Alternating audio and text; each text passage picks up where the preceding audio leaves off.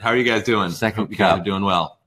What are we going to talk about today, Dad? Well, we're going to talk about training, I presume, dog training. Training, dog training. Any specific types of Or dog training? Or no money down real estate? I don't know. It's like, yeah, this is about dog training, isn't it? Dog training, yes. Keep real. We're going to talk about science-based fun and games, lure reward dog training. Dog training that is quick, easy, and effective so that people like these people here in our living room enjoy it and do it. That sounds cool. Yeah. I like science. I like fun. Those are some of my favorite things. Why are we talking about it? Why is this dog training so important? It improves the relationship. You know, without training, the relationship goes downhill and people get upset because this dog's not doing what they want, but they never told them what they want to do and they never rewarded them for doing it. Mm-hmm. And, you know, more serious side, I mean, it saves lives. How so? Well, you know, when dogs don't do what owners want, they get relegated. I mean, you know, owners give them the run of the house when they get them, so the dog develops doggy habits and he's chewing and he's barking and he's peeing here, you know, using the bedroom as a toilet. So they put the dog outside, where it then digs, learns to bark, fence, chase, you know. So they put it in the basement or garage. Okay. You know, and it eventually then ends up further confined in a shelter. But it's not the lovely dog dying for an education that came to them. It's a dog now with some considerable behavioral baggage. And because he's been in the garage, he's been desocializing. So now we have a dog in a shelter and they're trying to give him a second chance. Whereas what the dog should have had is a first chance. Yeah. Okay. So this is all about giving your dog, whether it's a puppy you're going to get, a puppy you've got, an adult dog you're going to adopt, or a dog you've been living with for 10 years. Give him the chance he deserved, which is an education. And then you'll enjoy living with him just so much more. Wow. Okay. So you think a lot of the dogs in shelters could have been kept from those shelters with a little fun and games, science-based dog training? Absolutely. I mean, this is not rocket science. It's so simple what owners want. You know, dogs only do a few things wrong and they're all so easily preventable and so easily correctable. The big one that takes time to change, though, is fearfulness. Because of the confinement, the socialization goes downhill. And when you have a dog that is anxious or fearful, that's going to take months to resolve. And that's just so unfair to put dogs through that. You know, it's not fun being anxious. Right. I bet there are some people at home watching this right now who have dogs that are starting to bark, starting to chew, or, as you say, getting desocialized. Do it on a regular basis. Right. Or they wake up, they or pee on the veterans. bed, you know, and or the owners go out and they pee in the kitchen. And so some of you guys are probably getting to the point where you're starting to get frustrated with your dogs and not knowing how to fix these problems. And you know, sadly, a lot of these dogs are probably starting to get put away in the garage or the basement, not getting the socialization they need. So who is this webinar for? Well, for anyone who, you know, has a dog, thinking of getting a dog, or who just likes dogs. I mean, you know, we're talking about training dogs, but it applies to all animals, humans included. It's not just about changing behavior using a little science and a little bit of heart. And my behavior has been modified for the past 32 years. It absolutely has, Jamie. 34. And now you're passing on the skills to Lily and Mara. And it's indeed a joy to watch, I must admit. The fun and games behavior modification for humans, too. Okay, so what specifically are we going to do today? Well, we're going to webinar. talk, as I remember it, we're going to talk about the 3 big myths in dog training. 3 big myths. And that sounds like it's worth a poster board flip. And because they're 3 big myths. And we're hopefully going to bust them. And I shall give for each myth, I'll give the audience some very easy tips, tricks, exercises that they can try at home as soon as the webinar finishes, or actually while we're doing the webinar. You know, if they can multitask, if they can listen to me and do it at the same time. I would advise not trying that. Just listen and then do it at the end. Jamie, the audience is almost entirely women. Of course, they can multitask. They're probably watching on their smartphone. Yeah, they're probably checking, messages and making phone calls now and buying online, right? As but yet taking in the information. Yes. Would you say these exercises are going to be easy and effective? They are going to be quick, easy, and effective. Ooh, wonderful. And fun. Because, one of the biggest things to make something effective is that it's fun to do. It's huge. And from a science base, it means you're reward training instead of punishment training. And reward training always wins hands down in terms of speed, ease, and effectiveness. I always find when I'm trying to do something, it's better if it's fun. Otherwise, I'm not very likely to do it. Yes, I know. I don't know if any of you guys are like that as well. So these are exercises that people are going to be able to do today, right? Yeah, absolutely. You're going to be able to turn around and start training your dog in a few minutes. At home or trip to the park. Yeah, sounds pretty good. Why should people listen to you? Who are you to be telling these people about their dogs? That's a point. Good point. Yeah. Hopefully you have a good answer. Well, I was thinking some of the people know who I am and have been listening to me for years. And I guess I hope that's why they continue to listen to me. They get good stuff. But most people out there don't know who I am. Well, I guess I grew up with animals. I grew up on a farm. I mean, by the time I was 5, I had mastered a 200 chicken recall and an 80 cow recall. Wow. And my grandfather taught me, precious bits of advice, like, to touch an animal is an earned privilege. It's not a right. So I learned all these things like classical conditioning and positive reinforcement back then, verbal feedback. But of course, my grandpa, since he left school at 12, he didn't know the terms and the acronyms that we use today. But, I guess people are more interested in my professional qualifications. I went to the Royal Veterinary College in London when I graduated. The Royal Veterinary College. Yes, the Royal Veterinary College. How fancy. And then I came to California and started for a PhD in animal behavior at University of California, Berkeley, and then I did research. Heard of that one as well. Yes, just down the road, in fact. And then I did research on dog behavior for about 10 years. And then we started serious training, and we've trained well over 100,000 puppies. And, wow. And that gives us a good... I wish I'd made a poster board for that. 100,000, that's a number worth writing down. Yeah, we should have done. It gives you tremendous hindsight in what should have been done. We can look at a puppy at a point in time, and then 3 months later, we see the ones that got it right and are now having a great life with the owners, and the ones that failed and why they failed. And it's just very easy to work out what people have to do when living with the dog. People at home, though, they can't take a serious class. No. But do you think we can offer them some useful advice? Dog training doesn't belong in classes. You go to a class in your area. So a trainer can look at your dog and look for incipient signs that you're going off track. The dog's slow to approach, or he's backing off from your son or your husband or strangers. But you train the dog at home. You train the dog by living with it. Every interaction you have with the dog is a training interaction. And usually, if you start with an adult dog new to your home, within 3 days he's getting it. By a week he's got it. If you're doing it right. But it's lots of little stuff in the home. All right. It's not a long training session. Let's get to it. What's the first big myth? Well, I guess the first big myth is, that dog training doesn't work. It's boring. It's time consuming. I mean, dog training has got such a bad rap in the media. It has. And people think it's a drag. Whereas I think it's fantastic. Okay. So if the myth is that dog training, it doesn't work, not pleasant. That means the reality is it does work and it's fun, right? Well, actually, not necessarily, no. The fact of the matter is that most dog training techniques actually don't work.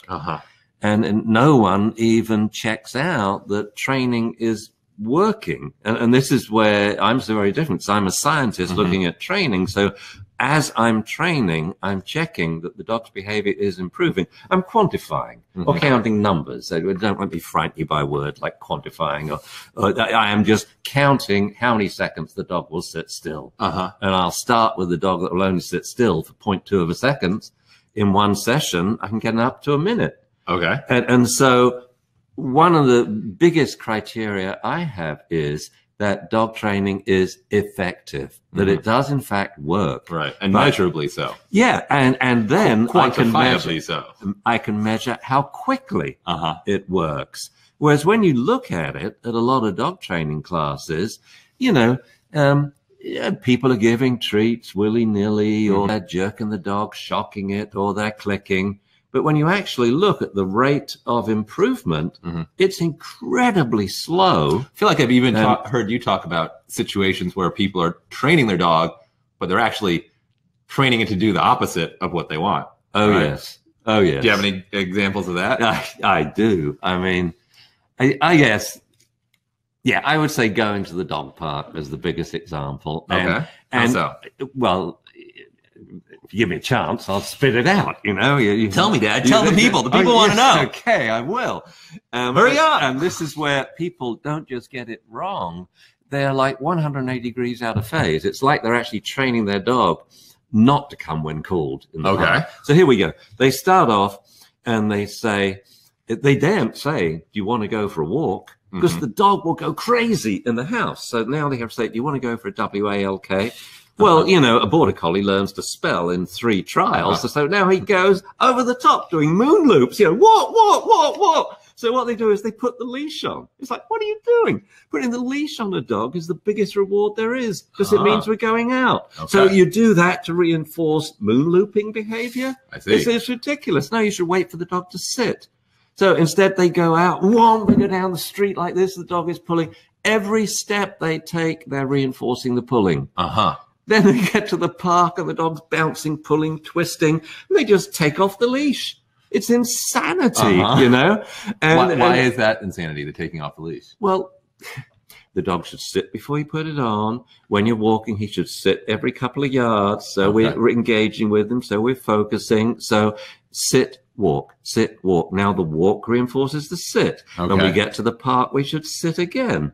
You know, so before then going you get your dog under control. Then you go in. Then you sit. Well, the point is, you see, all the things which are exciting the dog so he's uncontrollable are now being, rather than being distractions or excitants, they're becoming rewards we can use to train the dog to walk calmly to the park, to sit to go into the park, and to sit to have his leash off. But that's not what's happening. No. And then they ignore the dog for 30 minutes while he runs around like a banshee, sniffing every dog's butt in the place, chasing them, humping them, and setting up the biggest distraction to training you could ever have, a dog park, you know? And then they say, Rover, come.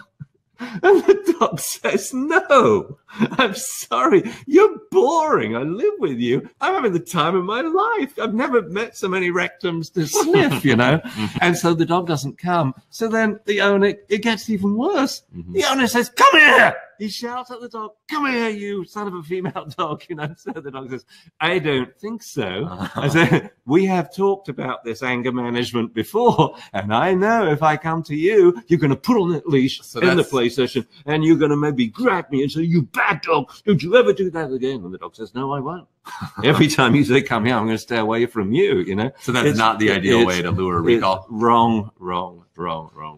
I'm curious, has anyone at home, does that resonate with anyone? Has anyone accidentally trained their dog to be hyperactive going on their walks? Yeah. Has anyone pull on leash trained their dog to not come by failing to engage at the park and getting the dog to come and then going home? Does that sound familiar to anyone out there? Also, by the way, I have occasionally been glancing at the chat, and I noticed there were a couple questions about one of your favorite phrases, idiopathic aggression. So we will make sure to touch on that at the end. But as I said, we'll save questions for the end. So if any of you have been having trouble with that kind of like out of control behavior on the way to the walk, how about iatrogenic aggression? Okay, we can save that for later as well. Yeah. That one's new to me. Well, it means essential for later. For later. All right, at the end in the question session. Write down iatrogenic. All right. So for these people who have accidentally been training their dog to not come when called, I bet they would like to know, how to train their dog to come when called? Well, there's many ways. I mean, we range from the best possible scenario to the worst possible scenario. So let's start up with the worst possible scenario, because that's what a lot of these people have. I believe in getting people to meet the beast. All right. To face up to their problem and solve it today. Okay. Okay. Rather than doing it wrong. Today we're going to do it right. So, I mean, I'll tell a story. And probably this is the hardest training gig I've ever had. When I was filming a TV program in Japan. So I'm still a star in Japan, but I don't get recognized in the States, you know, but in Japan, I get recognized in restaurants all over the place, you know, because the program was watched by over 20 million viewers. This is amazing. Anyway, so we're filming this Doberman. We go to the house. The dog has wrecked the house. I mean, he's eaten everything. He ate the child's picture, you know, a glass in a silver frame with glass, cracked the glass and trashed the kitchen. So I whip out the old Kong, put it on the floor, stuff, solves the problem. You know, dog turns from devil to angel in seconds. So we finished the morning session very early. You said this was the hardest gig you'd ever had. Pretty easy. I'm working into it. Sorry, my stories make it sometimes a little longer. Following the narrative arc. They want instruction, but entertainment is good too. And this is it's a good story. And I was sweating. I was panicked, but we got there in the end. And it's a testament to this method works. I was setting the stage that this dog is crazy. Okay, yes. Yeah, 2-year-old Doberman. So they said, right, then we'll wrap for today and we'll start tomorrow in a dog park. And I said, what are we going to do? He says, oh, you know, just do some training in the dog park. I thought, cool. So anyway, the call time, 6 a.m., which, as you know, is not good for me. And I stagger into the park, and here's the Doberman. And I just ask a few questions. Well, what are we going to do? And the director says, well, we want to do some off-leash recalls. I said, cool. And I was looking around. Most Japanese dog parks are the size of this living room. This one was a couple of 100 yards long. I'd never been to such a big park, you know, in Tokyo. And so I said, well, how many times have you been to the park? They said, oh, never. I said, well, how many times have you been to any park? They said, never. What? They said, we've never let him off leash. What? So I thought, well, this is going to be interesting. Having seen him off leash, they actually lied because he was off leash in the living room, which he used as an agility course. You know? So I said, all right, here's what we're going to do. Because you can only start training in a dog park after your dog comes to you. Okay. And here's the big mistake that people make. When the dog comes to them, they put him on leash and take him home. See, they take him to the dog park, let him off leash, don't train him for half an hour or an hour while he plays and has a good time. When he comes to them, click, they take him home. No, that's when training should begin, but they don't do it. So I said, look, we're going to let this dog off leash. Well, first I'm going to train a little on leash so he knows I'm a nice guy still and I've got a big bag of food treats and toys and what have you. Then we're going to let him off leash. Then I'm going to go over the road and get a coffee. Okay. You just keep an eye on the dog and I shall come back in 30 or 45 minutes. I'll keep an eye on him. So we let him off leash. This dog is amazing. He's like Bambi. He doesn't run like most dogs. He is bouncing like this. He's like, I'm free. I'm free. And he's looking right and left. He had obviously never been off leash. He'd never gambled. He had never galloped. He was so happy. And he wasn't playing with any of the dogs. He was just going up this end of the park, 100 yards, back this way. And I thought, right, I'll get my coffee. So I sort of got my coffee in the morning. It's like, this is not a good training. This is really a worst possible training scenario because it's in the morning, you know. And I came back and he's still galloping. He's not playing with the dogs yet, you know. He's still happy he's off leash. And he's still looking at us a bit. So now I start to engage with him. And he runs by and I sort of say, yo, Dobie. And he sort of looks but gallops on. And so he's going by a few times. So I'm here. So I thought, well, I'll train another dog. So Dobie runs by, I toss a food treat. He misses it. I mean, he's a Doberman. I mean, you know, they would never notice. But a beagle over there does. A little beagle 30 yards away. I think that was a food treat. Yeah. And sniffs it from 30 yards. Yes, that was a food. And he comes up and he finds the treat, you know, and then looks at me like this and trots over. A treat dispensing man. So I start training the beagle. And then I notice Doberman's looking at me. And I say, good beagle, do you want Doberman's food treat? I can't remember his name now. Let's say Baron. You know, you want Baron's food treat? So now he's starting to pay more attention. So I tell everyone, don't you touch for him or reach for him. One grab, we start from the beginning again. So eventually Doberman gets closer and closer. Now when he's 3 yards away, I toss the treat over his head. So don't toss it between him and you. He'll know the game. So treat over the head to increase the distance, and then 3 better treats between you and him. Oh, okay. You get it? So kibble over the head, liver, liver, liver. Kibble over the head, liver, liver. Before you know it, he's by my side. Then I bend my arm so he touches me.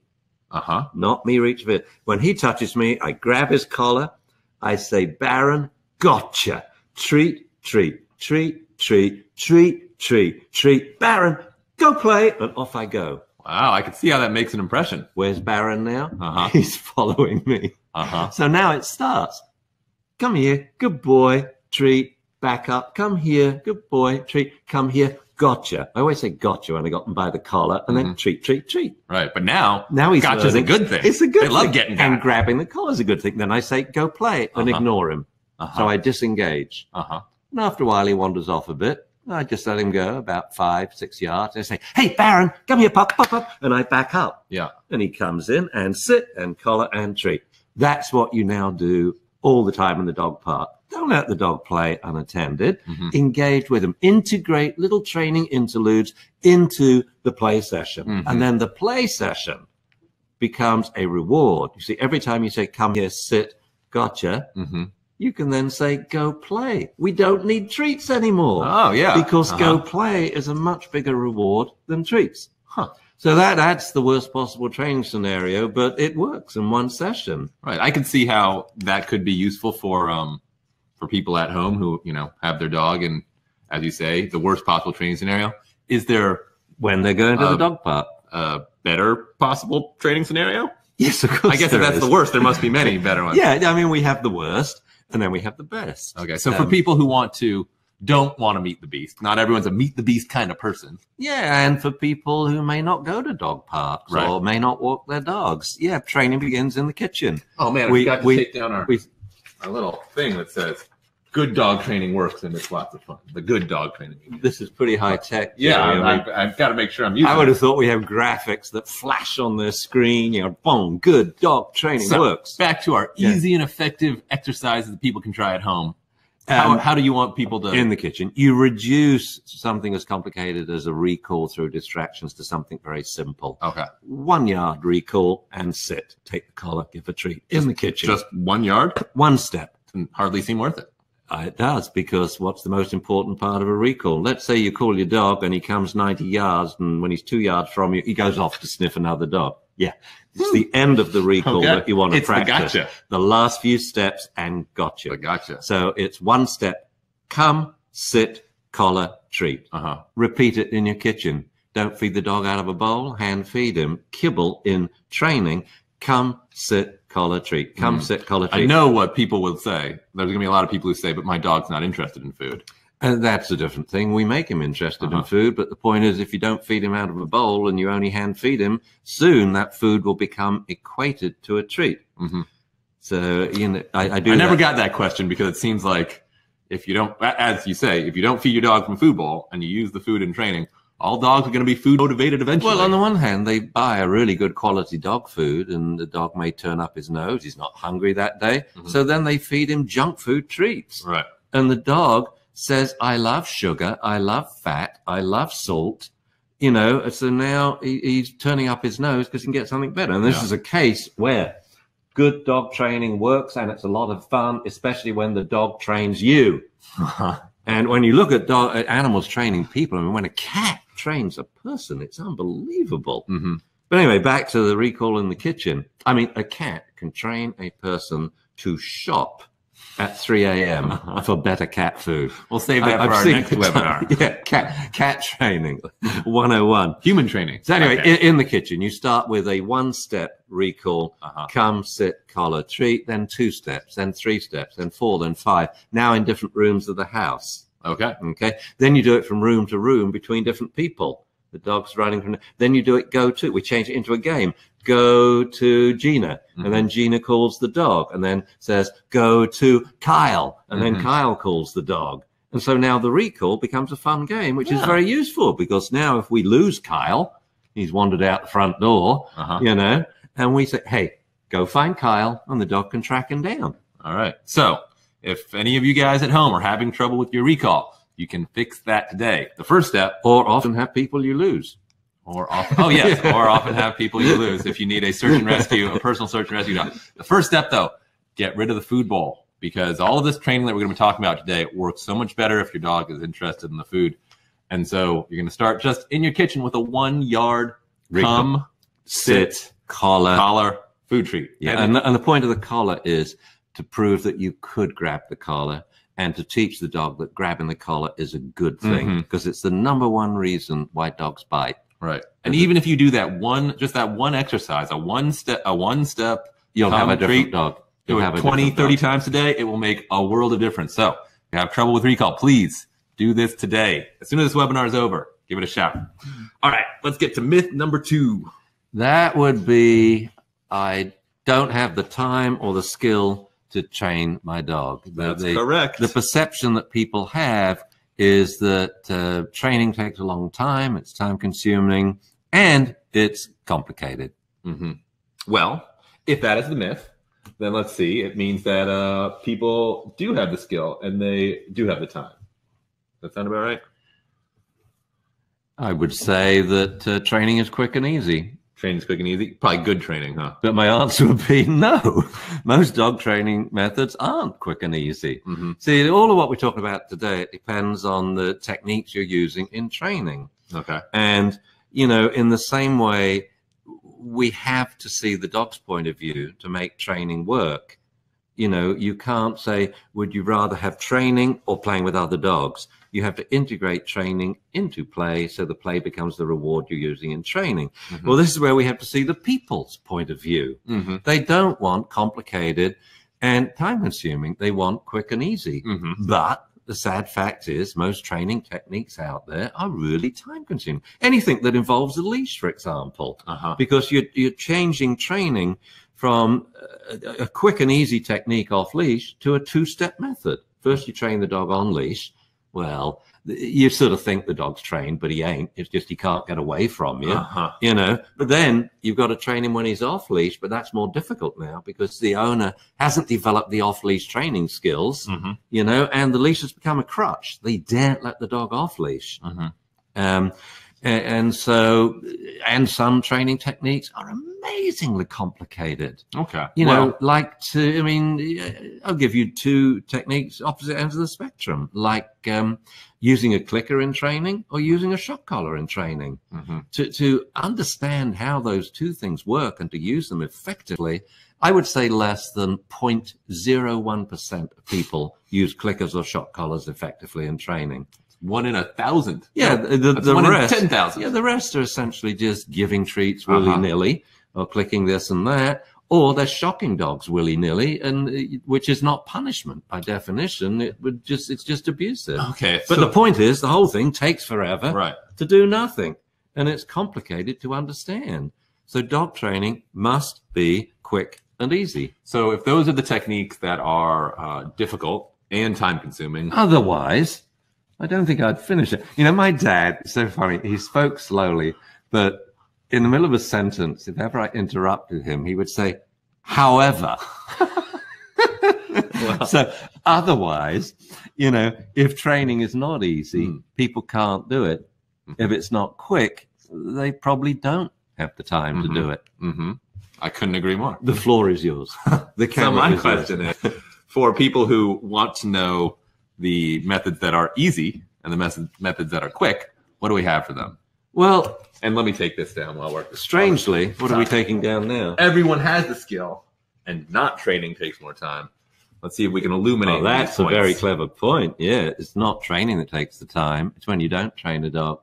You know, I once had this in class, and this lady left with her dog and wanted to go for a pee. So I watched her go through the door. And then she had to go through another door to get outside.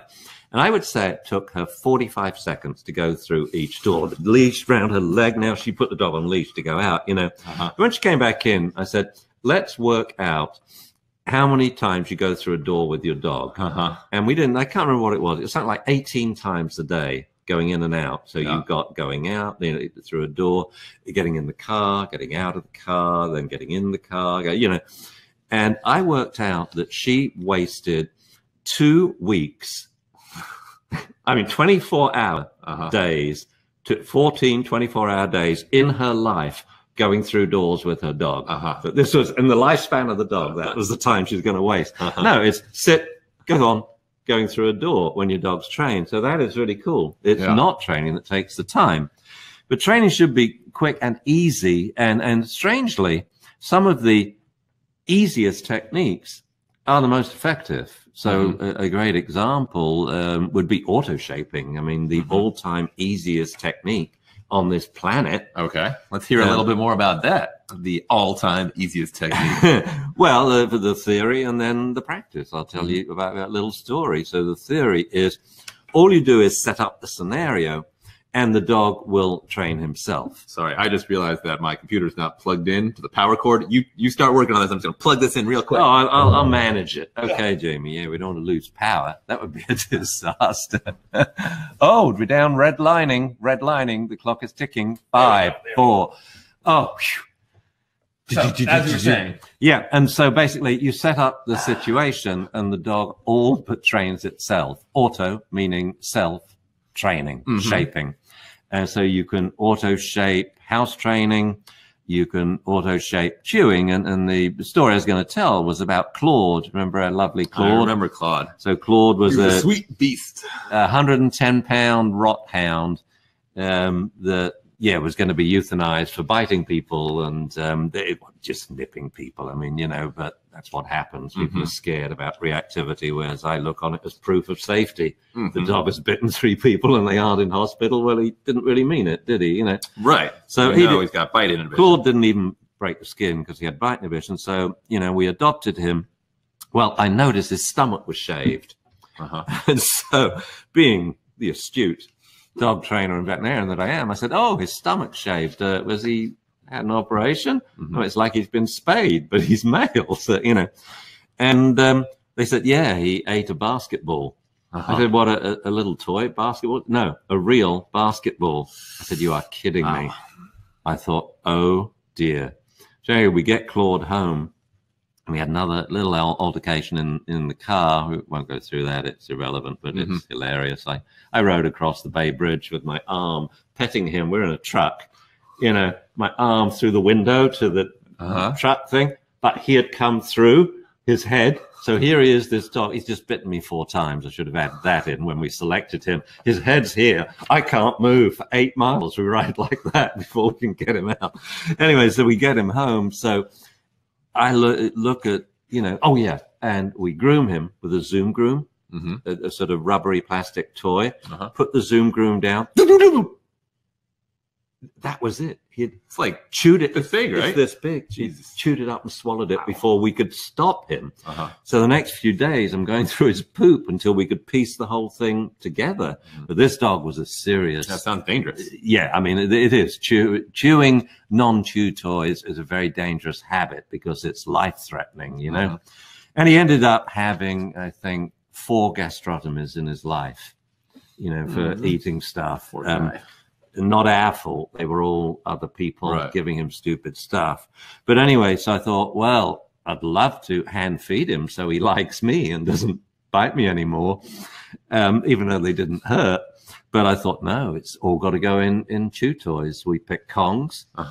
And there's a lovely picture in this book. I don't know whether, why don't you see if you can find it with Kong doing his testimonial. So we got Kongs, which are chew toys made out of rubber and they're hollow. And stuffed them with food. The only food he ate came from Kongs. And I guess it took about 4 days where now all he ever wanted was a Kong to chew on. And that's important because it's the added benefits. It's great to teach the dog to be calm, to lie down, to give the dog a hobby. And you don't find it. It'll be in the... I found a couple nice pictures of Feeny. I think with a no, Kong. we don't. We want. Nice one. You talk to them. I'll find it. It's not important. So use the chew toy, and that resolved his chewing problem. There. So There's Claude. And you'll notice he has a massive basket of toys around him. And I actually loved his testimonial, which I wrote in the book. My name is Claude. I'm a Kongaholic. Hi, Claude. Welcome. Kong saved my life. I used to eat basketballs, which had to be surgically removed. Messy, dangerous. And he goes on. And he did. He became a Kongaholic. He could not function at any time. He'd wake up, he'd get a Kong. We'd come home, he'd get a Kong before he greeted us. Better than getting a basketball or a Zoom groom. Or anything else around the house. This house actually used to be the testing place for the two major manufacturers of dog chew toys, two major companies. And we tested them with Claude, very close. He failed 95% of toys instantly. Bye. That was it. And I would write back my report to the companies, and 50% of these toys are on the market now. I deemed them, these are dangerous. Dogs will eat them. Any big dog, any mastiff, any pit will they're dangerous. So if anyone at home has one of these dogs that has a destructive chewing problem, how do they stuff a chew toy? How does that work? Well, from his normal kibble, you don't feed from a food bowl. You probably hear this once or twice in this webinar. Instead, you first put in dry kibble into the Kong or a biscuit ball or a squirrel dude or what have you, and you put it on the floor. As soon as the dog touches it, kibble falls out. So now the dog is getting engaged with the ball. He noses it more kibble, which rewards him for nosing it. He noses it more. So now we moisten the kibble and put it in, or a bit of honey, a bit of peanut butter to make it sticky. So it takes longer to get out. End of the day, of course, in the morning, if you're doing these type of things, using food in training or food in chew toys, you weigh out the food in the morning so you know exactly how much he's getting. At the end of the day, you put the food in water, moisten it until it turns to a sort of gooey paste, spoon it in the Kongs, put them in the freezer overnight, and there's his breakfast in the morning, Kongsicles. All right. And a Kongsicle will take probably about 35 minutes for the dog to empty. All the time he's lying down, and every bit of food that comes out, reward him for what he's doing. Well, he's chewing the chew toy, not your furniture or eating basketballs. He's lying down. He's not running round the house. He is being quiet. He's not barking. It's the quickest way to reprogram your dog's brain, the easiest way, the quickest way, the most effective way. In the shortest amount of time, you will have a different dog. Right. I mean, the barking you can decimate, reduce by 90% in just 2 days, feeding dogs only from chew toys. Wow. It's cool. That is impressive. Yeah, it is impressive. So do you guys see how a small investment of time just in the act of putting your dog's food into a hollow chew toy can actually save you a lot of time, not to mention, pain and suffering, potentially heartache that comes from your dog chewing your other, possessions, your furniture, potentially ingesting them, potentially going to the veterinary office. So it's a great example of where a little smart dog training actually saves you time. Just, pick and one. Requires no skill. One annoying behavior, barking. Say you have two annoying little dogs, a Dachshund and a Cocoa Puff or something like that. And anything that happens, a bird lands on a tree 3 blocks away. We now have a very clear instruction to the dog, rather than saying, shut up, and so the dog, whoa, she's barking back. Whoa, a barking contest, Instead, we can say, dogs, shush, get your Kongs. And so now the instruction, instead of using a nasty punishment, which usually isn't a punishment, it's just abuse, punishments would be cool if they actually worked. But if you continue punishing, they're obviously not working. So instead, we are very positive with our instruction. Shush, get your Kong. And it's something they enjoy. Absolutely. It is just going to change the dog's behavior repertoire within a matter of days. So if any of you are having trouble with your dog, especially issues that are happening at home, especially issues where the dog's unsupervised, this is the perfect thing to do. As we said, get rid of the food bowl. What you need to do is feed your dog their regular food from hollow chew toys. Maybe a little later, I'll grab an example and show you what one of these Kongs look like if you're not familiar with it. It's our favorite, but what you're looking for is durable, hollow chew toy, and just put their kibble in it, give it to the dog, and you're halfway there. It will, as you said, decimate unwanted barking, destructive chewing, problems like that. All right, let's get to myth number 3. Are you reading the chat? Yes, I was reading that question. Don't answer their question. I won't. Saving that till then. Lady with a catalog. Number 3. My dog can't be trained. Now, you know, I mean, they'll give a number of reasons. Wait, let me guess. If the myth is my dog can't be trained, that means then the reality is my dog can be trained.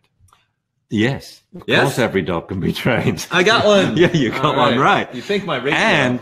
And every dog deserves to be trained. Oh, yes. You know, I would go far to say that not to train. Every dog can and should.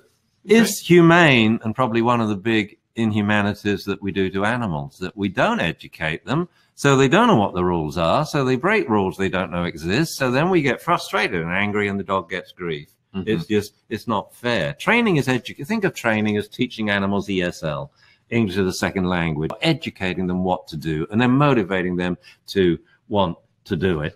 But instead, you know, people will say, oh, he's too old, he's too young, he's too sick, he's handicapped, he's blind, he's deaf, he's, you know, wrong breed, he's too reactive. Or my all-time favorite was someone came to class and said, sorry, I didn't do the homework. I ate my dog's homework.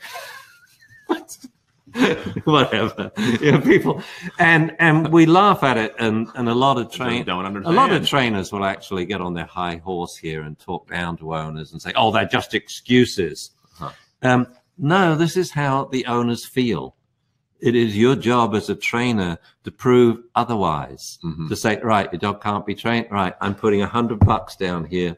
I can train your dog a 1-minute sit stay before I leave this room, or I'm betting you $1,000 I can train your dog a recall before I leave this dog park. Never knew your classes were filled with such high stakes gambling. Usually I bet trainers who disagree with me and say, that can't be done. I say, I bet you. Pick 5 dogs for me. I'll pick 5 for you. So old dogs, young dogs, blind dogs, deaf dogs, these dogs can be trained? Yeah, we may have to make accommodations, say if the dog is deaf or blind. But no, you can't. Training starts today. I don't care how old your dog is. And I don't care how young it is. You know, the neonates are starting to learn right then. You know, we can't teach too young or too old. And the breed stuff really annoys me because I cannot stand articles that rank breeds in terms of, say, intelligence. Number one, it's the wrong thing because dog intelligence is very different from human intelligence. It should be ranked in trainability. But even so, it damns so many dogs because they say, I'm going to get a border collie. Why? Because they're so smart. So, you know, I don't need to train him. So dog doesn't get trained. Or, well, I got an Afghan. They rank bottom on the chart, so I'm not going to bother training them. And other dogs too. And it's, no, of course an Afghan boom can be trained. And they will excel in some things like a recall. You know, they'll certainly beat a Mastiff or a Beagle waddling in. But we could speed that Beagle up. And an untrained border collie in your house is probably one of the biggest nightmares you don't want to have. So if any dog can be trained, what have been some of the situations you found yourself in where you maybe questioned that? Like, have you ever been in a situation like, well, maybe this is not a workable scenario. Maybe these dogs can't be trained. You know, I'm going to say something, Jamie, which, you know, I never usually say when, you know, we're being filmed. But it's the truth. I'm actually not a great dog trainer. Oh, yeah, I knew that. No. There are probably a good 100 people listening to us out there who are much better at training dogs with me, more patient, more skillful, better at refining behavior. I do have a certain number of skills. And one is I have no shame. I don't mind if a dog makes fun of me or disses me. I don't even care if he disses me.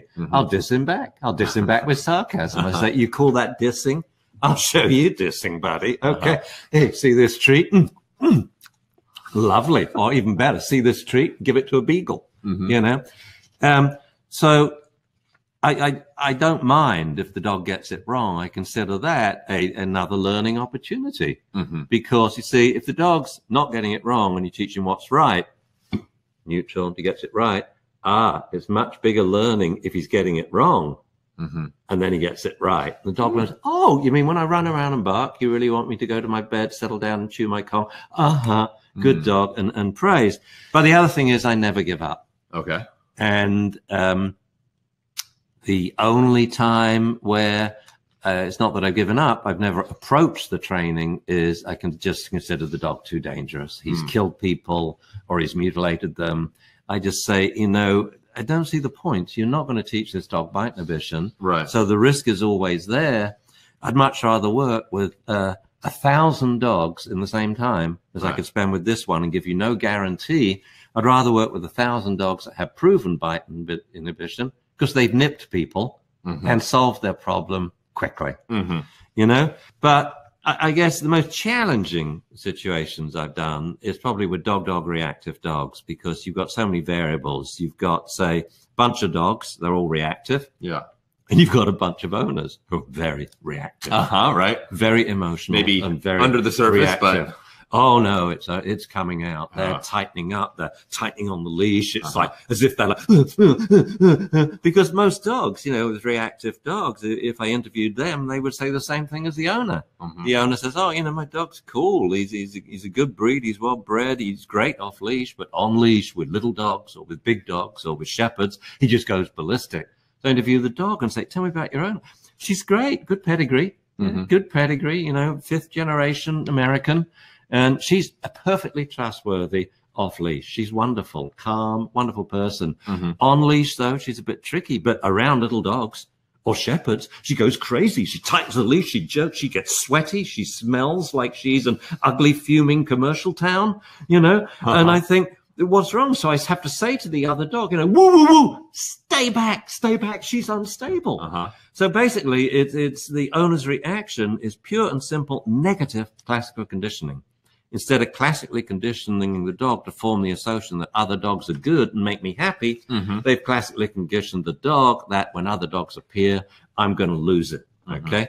So I normally do these classes. I like to do classes because then we can get them off leash with 8 dogs per class. I find working with just one dog is just too time consuming. It's going to take forever. So I like to do setups. I like to know all the dogs. I like to know all the dogs have bite inhibition. In Japan, they do it differently. So you give them a format. You have to tell them exactly what to do because that's what they do. I didn't say 8 dogs. Well, it seems like an important detail, yes. We have 42 dogs. And I would say 35 of them are miniature Dachshunds, Yorkies, or Chihuahuas. And these are dog reactive dogs. Well, no. One of the Goldens also bit people. Okay. He nipped me before I realized, and I said, and you should say, check they don't bite people too.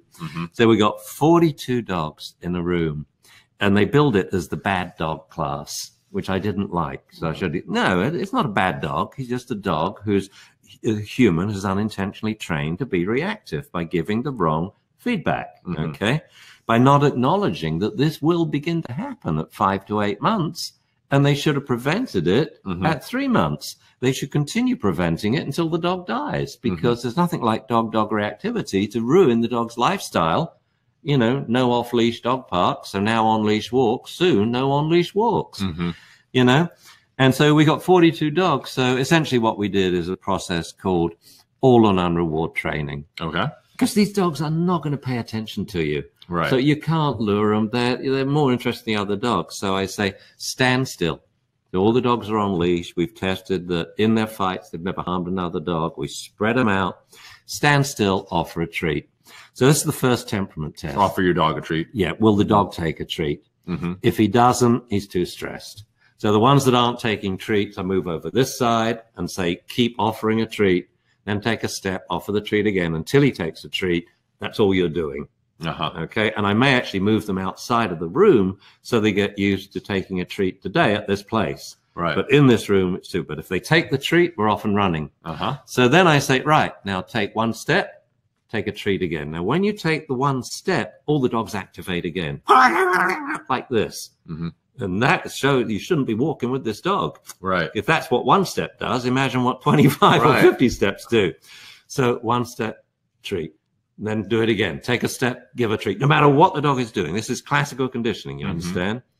Okay, it's all an unreward training, but we're starting off with classical conditioning. It doesn't matter if the dog's reacting, because classical conditioning will always win. And let's think about it. If he is going, oh, and then he turns to take the treat from him, what have you operantly conditioned him to do? To stop barking and turn his head away and look at you and take the treat. So it doesn't matter. You're actually training him to be a good dog anyway. Okay. So we do that, and then, move around the room, stand still, give a treat, move around. So that's the first 10 minutes. By now, you'll notice the barking and the number of reactions has dramatically dropped. And the dogs are beginning to look at their owners. Now I say, right, look at your owner. Look at your dog. When I say now, look at your dog and answer the question, is he being good or not good? Okay. And I don't say good or bad because, well, we won't get into it. It's just, And I say, the point being, if he's not being bad. Is he good or not bad? Right. Yeah. Is he being not bad or bad? Sorry, I got that wrong. So is he being not bad or bad? Because if you say good or bad, they'll say, no, he's not doing anything. That's the point. Right. That's good. That's good. The point. He's just standing not there. Not bad is good. In a room of 41 reactive dogs, he's just standing there. That is good. Trust me. Very good. That's why we're here, in fact, and why you paid a lot of money to come to this workshop. So now we list what is good. Well, he's not barking, not jumping, not eyeballing other dogs, not growling. He is looking at you. He is sitting. Right. He is any one of these down. things. Any one of these things, you give him a treat. Yeah. We do that for another 10 minutes. Then I say, right, everyone look at your dogs. They've been good or bad? And they all say it's been good. Yeah, they're all sitting in front of the owners, looking at them like this. Waiting for their treats. Yeah, and all we have done is said, good dog, and give them a treat. I said, yeah. From now on, you're not in the bad dog class. I didn't like that name. You're all in a good dog class. Yeah. So all I'm teaching them is, systematic observation and systematic feedback, because the biggest human foible we all have is we take the good for granted. There was no traffic going to the training center today. Yippee. There was no idiot on the road. There was no really annoying person at the training center. We're not currently experiencing internet connectivity issues. That's it. Yay. As soon as anything goes wrong, oh my God, that stupid person. Yeah. So we take the good for granted and we moan and groan at the bad. And it's the biggest human foible we have. We take good dog behavior for granted and we react when there's bad, including when the dog reacts. So we pay attention to the bad. We're unintentionally training it in because we pay attention to it. So for people who want to use all or none reward training at home today with their dog, maybe their dog's reactive or has some other issue, any tips that would kind of be different from in the not bad dog class? Yeah, absolutely. No football. We'll come back to this again. No football. The biggest advice I can give to any dog owner or dog trainer, and in fact, I gave it just last night to my Uber driver. What do you do? Oh, I do this and this and this dog. I'm thinking of getting a Sholo. I said, wow, they're really neat dogs. Yeah. And I knew he had an 8-year-old daughter. We've been talking about her, and he had a wife. And I said, well, let me give you this little piece of advice. And it was, weigh out the food in the morning. Don't use a food bowl. Weigh out the food in the morning. Use it as lures and rewards in training as the day goes on. Come sit, treat. Come sit, treat. So now we're phasing it out as a reward, but we're still using it as a reward. Now 5 one-step come sits and a treat. Then heel sits. And then a 1-second down stay. Then a 5-second down stay. Use it as lures, rewards in training. And at the end of the day, moisten it, turn it to mush, stuff it in kongs for Kongsicles in the morning. And you will have a different dog. Right. And what we're teaching them is pretty much systematic or representative observation and feedback. Okay. And so don't dwell on the bad things your dog does. He chews this, he chews that. If this is wrong, what is right? What would you like him to chew? Don't dwell on the fact that he jumps up on visitors. Think, how would you like him to greet visitors? Wearing a tuxedo, standing on his hind legs with a silver tray and a glass of sherry? Sounds good. How about sit? Yeah. So focus on what you want him to do and use the food to reward him to do it, which the dog will now perceive and love as a treat because you're occasionally hand feeding it rather than giving him a mass of kibble in a bowl. So at the not bad dog class, you talked about just this all or none training. They just stood there and gave their dog a piece of food. Could people try that at home? Absolutely. That would, even though there's no other dogs around? You know, dogs get so used to us doing our routine, which is mainly ignoring them. Okay. And I'm a culprit of that. And as Zuzu's getting older, I'm sort of conscious of the fact that this may be the last year or few years or last month. And so I'm changing it. So today, last night I went through, I was very tired, you know, from getting home, and I went through my routine of getting the paper from my neighbor. And, but this time we went in so Zuzu could have a little play with my neighbor. Broke the routine, came here, sat down, and I always massage her before I read the paper. So then I cross my legs, the signal, lie down while I read the paper. And I really want to read the paper, you know, because of the sports. And anyway, so she lays down, and then I stand up. Oh, you broke routine. I broke routine. And she stands up and looks at me, and I just looked at her. And she did things. I said, good girl, Susie. Good girl. And she did all sorts of stuff. She laid down. And she sat up. She wasn't used to that attention at that time. And then she went to get a Kong. And she threw all these behaviors at me, like, why are you standing up? And I kept saying, good girl, good girl. And, you know, there's so much the dogs are doing right. And, of course, the big thing is when they are lying down peacefully, take the time to go over and say, there's a good dog. It's like, I remember when you arrived in the house and 3 days old, you know, I took you from your mum and turned on the music, zapped up the volume. Poor old Mimi said, what's going on? So I'm just conditioning to the music. And so turn it down a bit. So put you down, got you to sleep. And then everyone's like, we had people around. Shh, Jamie, fall asleep. And I then go in and say, what are you doing going out? I'm just going in to talk to him. He's asleep. That's the point.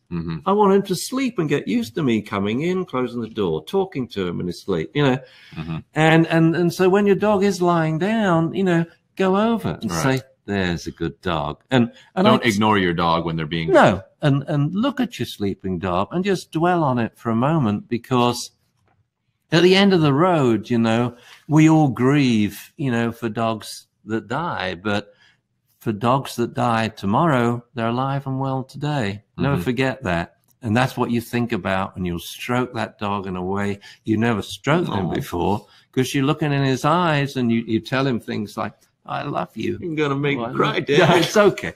I know we got to continue. We can't cry. Okay. I'm sorry. So I should tell a joke. So, right. All or none reward training. Very easy to do. Super simple. Basically, you just hand feed your dog.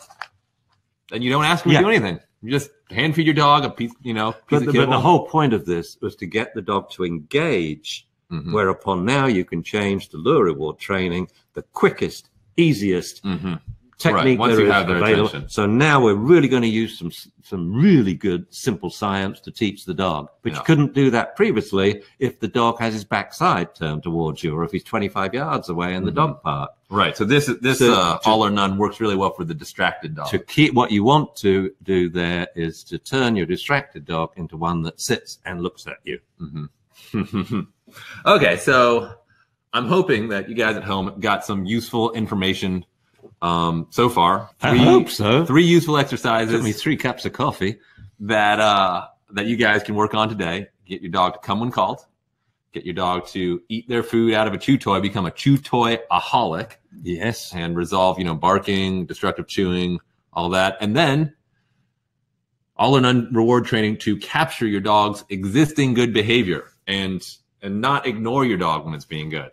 But of course, this is just the tip of the iceberg. We bet. We have a lot more ideas we would love to share, but I'm guessing, you know, for some of you, we were hoping to reach out to some people who aren't familiar with our training methods. And so for some of you, maybe this has been a lot of information already. So I'm wondering if you guys would be interested in a special offer just for you today. What do you think? You think they'd like to hear? Would you guys like to learn more, possibly? Of course they would. They've probably been listening to this like, when will Ian forever shut up so we can get down to the nitty-gritty? Isn't this meant to be a webinar? Or? It is. Anyway, yes, it is. And we do have, interested, Jamie. We do have a special I'm interested offer. too. I want to know what the special offer is. Well, the suspense is nearly over. We have put together a new product that we're hoping will be very useful to regular dog owners. You speak a lot to dog trainers over the years, veterinarians, but you know, the bulk of people out there are just people with pet dogs. And so we put together the Dunbar's Dog Training Masterclass. Dunbar's. That's us. Yeah, we are both Dunbar's. Masterclass. And the whole goal of this product was to look through all of your material over the past few decades and pick the best of the best material, the stuff that was going to be the easiest to use and the most useful for at-home dog training with pet dogs, looking at the most common, the most frustrating problems, and figuring out how to get results quickly for people without complicated techniques, without harsh methods, fun. And then we're going to use, of course, science-based solutions. So we know these methods are effective. They're quantifiably effective. You'll be able to see the progress instantly. We start training your dog. And they're quick, get results fast. I'm sorry to distract you. Looking over my shoulder, and I do have a comment, I noticed a golden retriever hair on my jacket. So I'm just removing it. Anyway. Zuzu will have questions about who you've been cheating on. This is actually a good idea. Yeah, most of the information we offer it's just too vast. It's like other websites. It's just a mass of hours and hours and days of information, video and what have you. So yeah, we put a lot of work. I like this into curating. You did? That's brilliant. Your copious material down to cutting out the stories and get down to the nitty gritty. Cutting down all the stories, but definitely focusing on solving problems easily and effectively. So you're probably wondering, what sort of topics are we talking about? Barking, I bet. There you go. Top of the list. Survey says barking. So yeah, we asked. I could have just read the list off without looking at it. We asked our our existing students and our fans what were the most frustrating problems they were having, and then we wanted to we pulled clips and elements from our courses to answer those problems. And so we've got barking. We've got, how do you reduce unwanted barking by 90%? How do you get your dog to greet people politely by, as you say, sitting? Get your dog, we talked about it today, come when called, not just come when called, but really want to come when called because they want to be near you. And that's it really is a reflection of the relationship that you call your dog and he doesn't come. Right. And that's kind of the basis of a lot of this training is we're helping you build a relationship with your dog where your dog is motivated. They want to do what you want them to do because it's been fun. It's a part of this fun training experience. Pulling on leash, that's a nightmare for so many people. And I know so many people who, they can't walk their dog enjoyably anymore because yanking their, arm out of the socket. But it doesn't have to be that way. We can easily show you how to walk your dog calmly on leash. This, I think, is probably the biggest problem people are having out there right now. Huge, reactivity. And it's so sad because it just destroys quality of life. And it's, as we were talking about with the all or none reward training, it's pretty simple to tackle. If your dog is not causing damage, then that kind of reactivity is very solvable. And the Dunbar Dog Training Masterclass will cover it. Finally, separation anxiety, or sometimes misdiagnosed simply just a dog misbehaving while it's gone. Absent misbehavior. Yeah. And another crippling problem.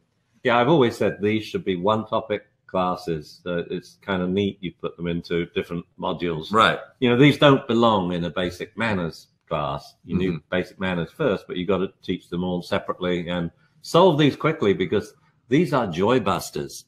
I mean, these are things that make living with a dog a misery rather than, the joy that it should be. Now, these aren't the only elements in the masterclass that we put together, but these were the top things that came up over and over. But, there's lots more. There's hyperactivity, house training, destructive chewing.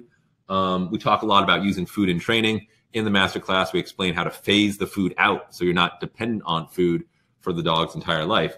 The food is really useful at the beginning, but phasing it out is key. One of my other favorite tricks that is in the masterclass is the ultra super sit. You get a very high reliability sit command, and that can make a world of difference because now you have the control when you need it. That's your emergency command. Right. Yeah, sit or down, your choice. So you've got the big frustrating problems. There's so much more. But, you've heard us talk quite a bit today already. And we thought that maybe you'd be interested in hearing some words from some people who have used these methods themselves and had some luck with it. So we put together a nice little video of some of the people that you've trained or helped, educate over the years. So yeah, we're gonna run those testimonials now. Hey, I get to listen now. Mm-hmm. I just started working with dogs, and the problem was it didn't really sit well for me. I didn't really, it just felt like I felt like there's got to be a better way. I wasn't seeing the results that I thought I should. So I started to do a little bit more research, and I went online, and I started Googling dog behavior, and one name kept coming up over and over and over and over again: Ian Dunbar, Ian Dunbar, Ian Dunbar. And I'm like, all right, who the heck is this guy? He's everywhere. Let me learn about him. And I started to read some books, his blogs, videos. I just started to soak it all in, and the more that I kind of learned, the more it all kind of, like everything kind of aligned for me. And I'm like, wow, that's exactly it. Oh, so my name's Jack. I'm 20 years old. I currently live in England, and the only dog I own at the moment is this little man, Kevin, here. We've just been out on a little walk, because I was interested in looking at the dog training stuff. Recommended I come have a look at a Dr. Ian Dunbar course, and I went along and I bought one of his online seminars. It was a 3-day science-based dog training with feeling, or words to that effect. And again, I knew nothing about dog training. So I was coming into this completely blind. So I watched those 3-day seminars. I loved them so much that I went ahead and bought all his other online seminars and workshops and just marathoned them. Hi, my name is Christina, and I live in Virginia with my 8-year-old Husky Corgi mix, Harley. He was food aggressive. He was leash reactive. He was a space starter, and he had anxiety. A tremendous amount of anxiety. And so all of these problems made our first year very difficult. The knowledge that I've found and the techniques that I've started to use, like rewarding behavior with treats, redirecting, and making things fun, really made a difference. You know, I didn't come into the dog training world, or I'm not from the dog training world originally. So I just started with no knowledge. So to have him explain concepts like law reward training, positive reinforcement, all or none reward training, etc., and have that be my starting point, I think it's the greatest blessing I ever could have had, as a whole. So on behalf of Kevin, on behalf of me, and I'm sure on behalf of a number of other positive reinforcement trainers who have discovered Dr. Ian Dunbar's work, his methodology, and his passion for helping teach dog trainers, dog owners, any dog professional, or anyone even interested in dogs, his knowledge and talents. Thank you. Oh, all right, we're back. I hope you guys enjoyed that. I did. Yeah, it was very, very sweet. It is always nice to hear yourself be praised, isn't it? Yeah. Well, no, it's nice to know when you slog all over the world, 9 months a year in hotels. It's nice to know you have actually touched a few people and they're carrying on with it, because they're much younger than I am. Yep. Well, let's talk about the special offer we've got today. As we've said, the core of what we are offering you guys is the masterclass with the modules based on the most frustrating problems as well as the most useful tips that we've got. And we're valuing that here at $497. But that's not all. That's the foundation. That's the core. But we also wanted to put together something that was going to be convenient for people to listen to wherever they were, if they're on the go. So we created the Dunbar X Series audio series for $197, and it's 13 episodes of audio content where you're explaining a lot of really useful dog training concepts and covering very common topics like house training, hyperactivity, fighting, new adult dog, new puppy. And, you can listen to it in the car, listen to it while you're walking your dog. Yeah, I love recording those. They're really good. And these days, really useful. Everyone is like, video. But no, wonderful when you're driving. Audio is so underrated, I think. Right. Or commuting on the train or something. Yeah. Yeah. Now, you're probably noticing, Dad, that in all we were talking about with the masterclass and the common behavior problems and, you know, the useful tricks, that something's missing. Well, it seems to be more about troubleshooting existing problems, not too much on prevention. And we know, if any of you guys at home have followed, did I get it right? Yes, follow Dr. Dunbar. You know that we are all about the puppy training, because we know that the training you do with the puppy is going to be much more effective and quicker than it is with an older dog. The puppies are more impressionable. They're still forming their habits. Socialization in particular is incredibly critical at that early stage. So we wanted to include, for anyone out there who does have a puppy or is thinking about getting a puppy. I'm sorry, it's the high-tech presentation we have. But it works. Only the best. Yeah, but it works. Even if we had a power outage, well, I guess this part would work. Anyway, the serious puppy training. We could be talking here and we're working, but it wouldn't be spread to you folks. We wanted to make sure that everyone has the puppy training information that is so fundamental, so important for anyone who has a puppy. So even if you yourself, you sign up for the class today, even if you don't need the puppy training information now, we want you to have it so you can share it with friends, so that you'll have it in the future if you ever choose to get a puppy. Because if you start training your puppy from the day it comes home, everything's just so much easier. Yeah. But a lot of the info in the puppy training videos, I mean, they work just fine with adult dogs, with the exception of a lot of the puppy stuff is off-leash class-based, which you can't do with adult dogs if they are reactive. That's the only difference. So, the most important aspect of the puppy training is the temperament training, modifying the dog's temperament so he likes and feels confident around people. Otherwise, that's the way I train an adult dog. Don't get to, oh, puppies, that's not interesting to us. That dog's 12, No, it's really cool. The other thing,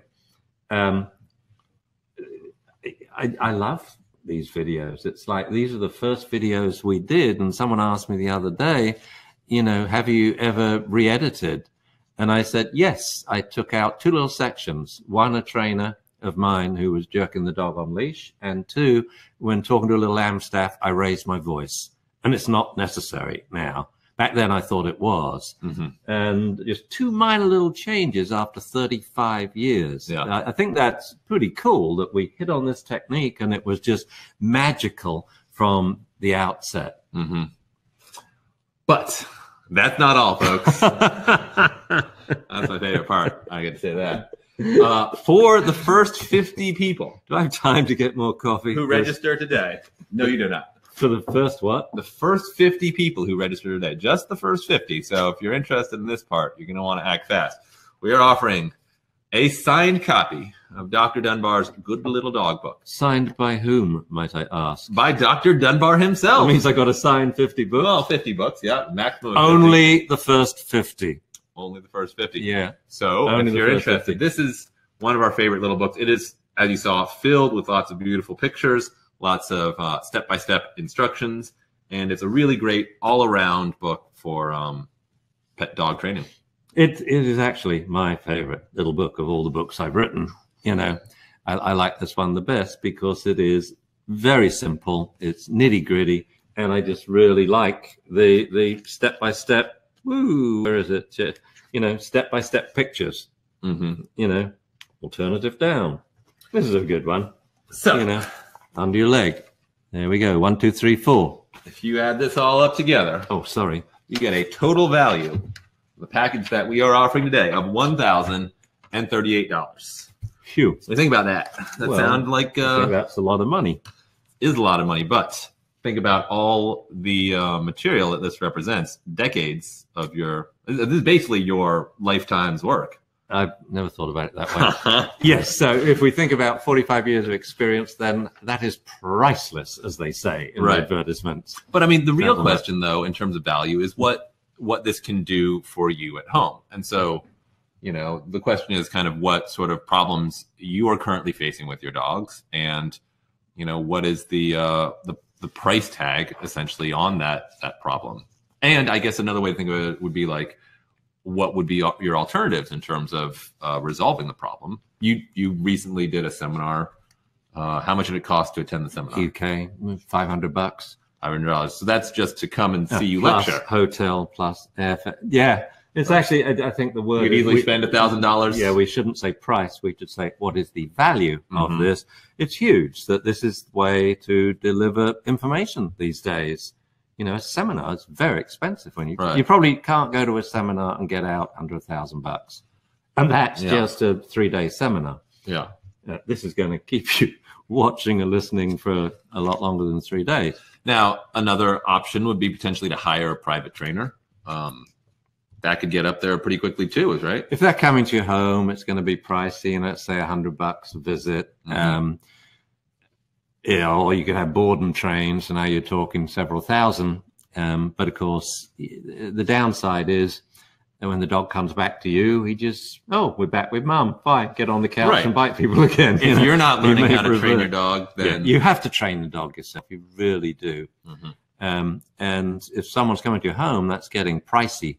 And like I said, with the problems, you're probably not going to learn them at classes, which are doing basic manners. You've got to go to a class for barking, one for leash walking, one for dog reactivity.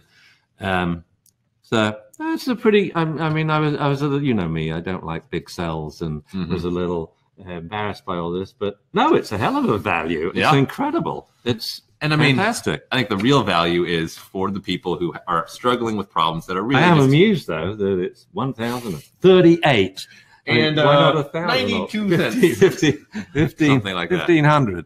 I mean, I think the real value though is for the people who have for you guys, any of you who have problems that are destroying your relationship with your dog and making it impossible to cherish the moments that make owning a pet dog so wonderful. No, it really is. To get serious for a while, it's obviously I'm very concerned about dogs and their welfare and quality of life, and that if they knew what to do, they would honestly do it for you if only they knew. So it comes down to communication, but more than dogs, I actually care about the people, whose dog isn't trained or educated and doesn't know, and they're having miserable lives, and especially when they get forced into using other techniques, which aren't right, and it's the people I feel sorry for, the children in the family. They know that jerking the dog isn't right, and they know that mummy shouting at the dog because he's peed on the floor isn't right. It's a major upsetting for people in the family. It has to work out. And when it works out, it's a joy. I mean, I cannot explain to you what it's like for me to live with a dog. I mean, she is everything to me. She's part of my life. When we do everything together. And we go through. She's good at good moments. She sits and watches all the gardening I do. Then she goes over and sits on it. Very good and bad moments. She's made me a better driver. If I she looks at me. I don't like shouting. I'm calmer, happier with the dog around because she doesn't have problems. Right, because she wants to do what you want her to do. She wants to be with me, and she doesn't have problems. Yeah. Indeed. So is that it? Well, so this is what we would call the value, but we want to make this. Oh, I knew there was going to be a but. We want to make this accessible for people. Yeah. So we want to, set this at a price point that's going to get, the people who need it. It's going to get it into their hands. So we're going to be offering this to the public for $597. But for you guys today, you guys who have been with us for this webinar, and we, appreciate you guys joining us. It wouldn't be much fun if it was just us here by ourselves. We are going to be selling it. Don't you have a for a limited time for just $297.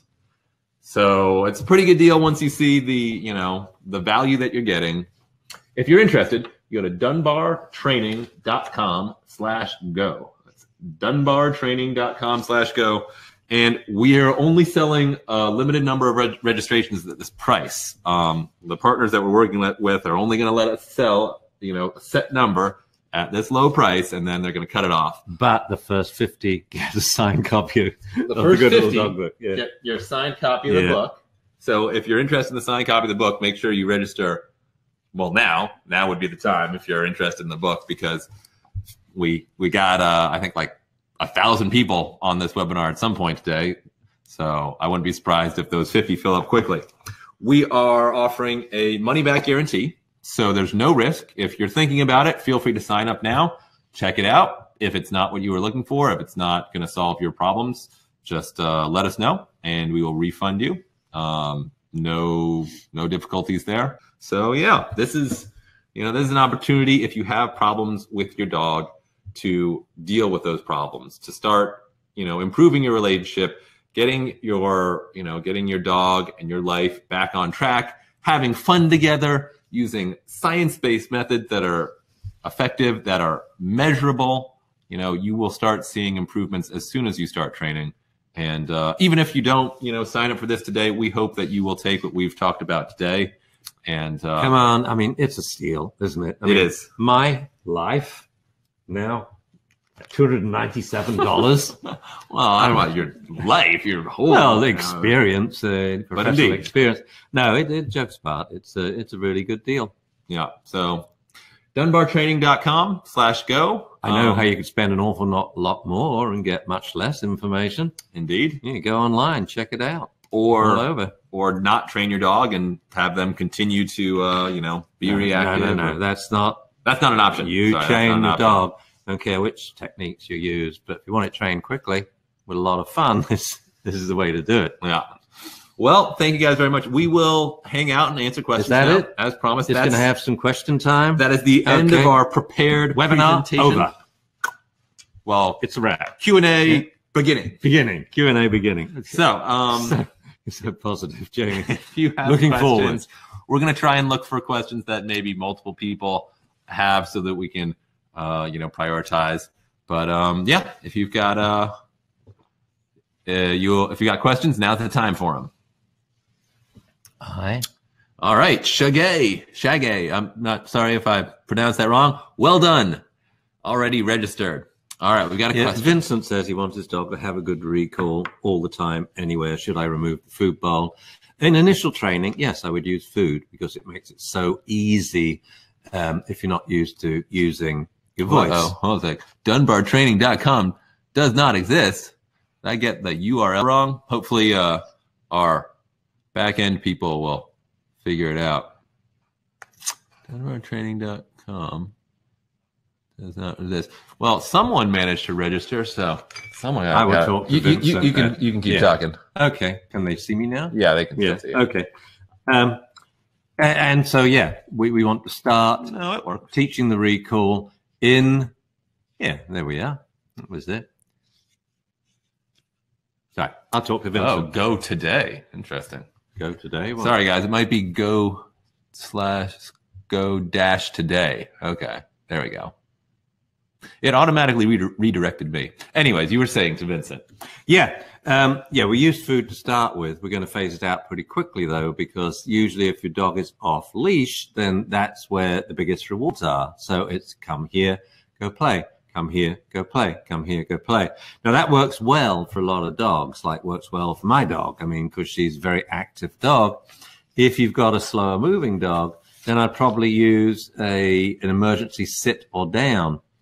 And so walking, say a pit bull, I would say, Rover, sit, go play, sit, go play. So you control the dog's behavior by sitting it in the environment. I actually prefer that because sometimes you don't want a dog running through the environment. One of the reasons you're calling the dog is the environment's getting a little dodgy, maybe a couple of people on horseback or a bunch of children running. So you don't want your dog running too. So I like to say sit as my emergency command, and then I have many options. The usual one being sit, go play, which reinforces the reliable sit, or sit, stay, or sit, come slowly, because I've got the dog's attention now, so the dog will come. So I can say Rover, steady, steady, Rover, come, steady, and have him come slowly, like through at a cocktail party when everyone's drinking and you've got wall-to-wall beige carpets. Or I say sit and I run up to the dog, put on leash. So I say sit to the dog, sit to the distance, and I do the recall. And so you practice this, whatever you want, the recall or the emergency sit, you practice first in the kitchen. One step, come sit. Or just sit at 1 step away, and you come back to the dog. Then you do 2 steps, then 3, then 4, then 5. Now you're in a bigger room, then different rooms, then in the garden, then in the garden with other people, maybe your garden or yard rather that's fenced with other dogs, then another person's yard. So different places, a fenced tennis court. Holiday Inn hallways are great, you know, come in, go up to the 2nd floor, beautiful, you know, especially if you live in Nebraska in the winter or summer, it's heated or air conditioned. Lovely place to teach recalls or distance sits. You gradually increase the area, the distance, and the distractions. But, you know, Jamie and I just filmed this the other day. I wanted people to see how I live with my dog and what I do indoors and in the yard and when I walk. And the walk is off leash and it's Zuzu, sit. Good girl, go on. Because the environment is the reward. I didn't even have treats on me outside. Right.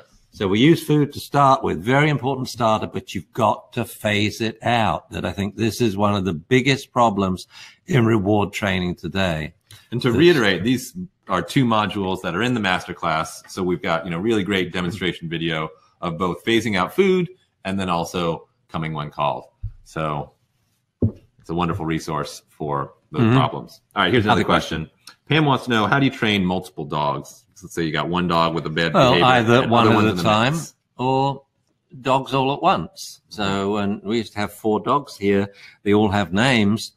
And I actually used to, we used to try training 3 of them at the same time. So Claude, Dune, and Hugo. And you say, Hugo, down. Good dog. Claude, sit.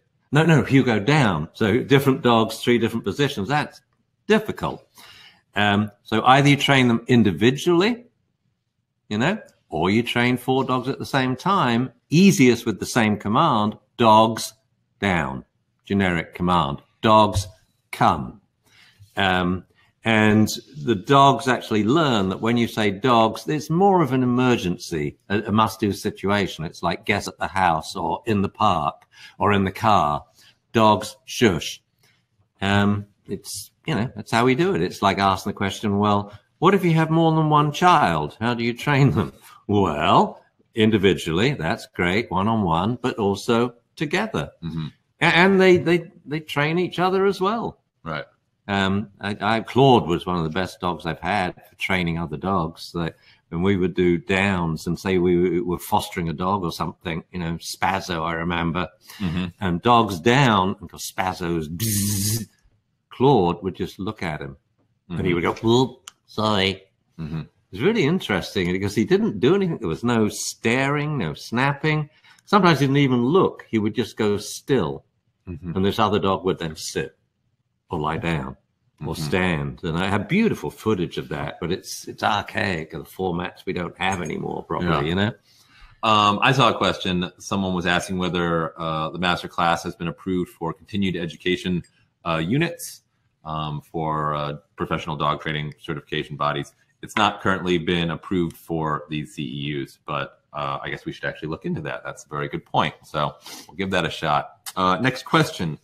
What about, let's say Heather wants to know how to deal with her dog who's not interested in food when people come over. So, you know, like trying to use the food for lure or training. So let's split that. We got 2 things, right? This will be a great question so you can get an insight into how my mind works.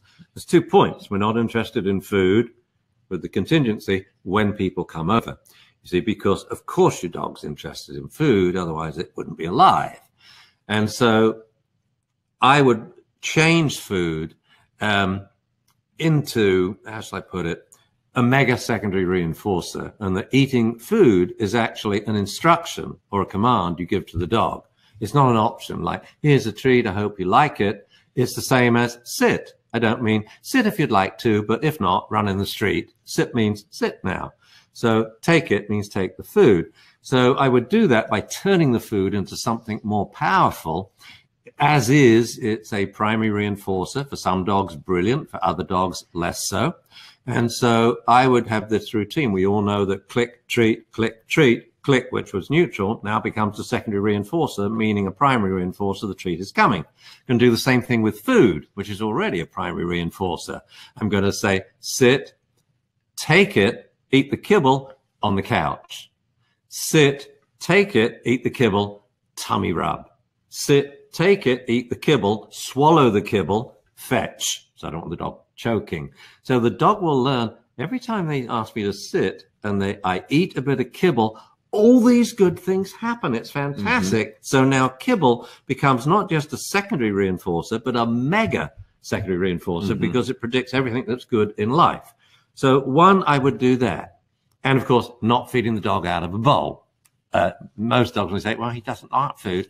No, because you're pre-chewing steak and then heating it up for him and topping it with gravy in a bowl. No wonder he doesn't steak with gravy. My favorite. Jamie, don't laugh.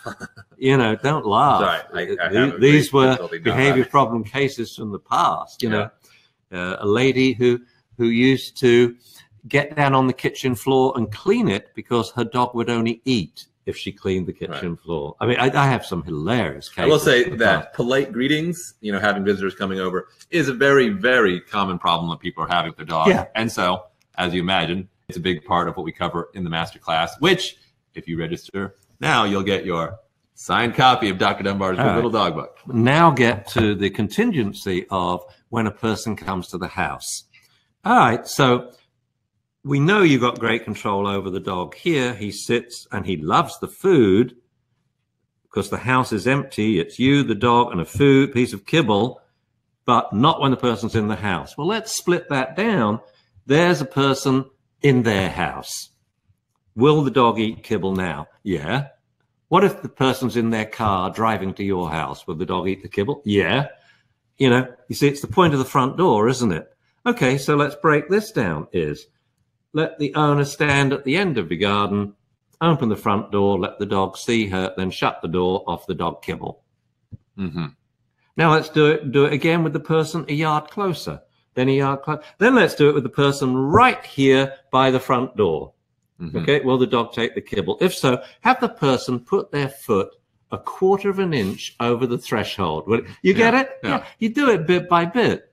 You know, you always have, as I say, the best possible scenario, the worst possible scenario, or you have the point where your control over the dog starts to fail. Yes, he sits in the kitchen when you have a treat in your hand, but less so in the living room, much less so in the yard, and in the park, he develops park-induced deafness syndrome. And you say sits, it's never heard the word before, all right? So you've got to do this gradually. And I tell people, when walking your dog, why don't you practice leaving your house first? So sit, put the leash on, one step outside, sit, to check that you've got your keys and shut the door.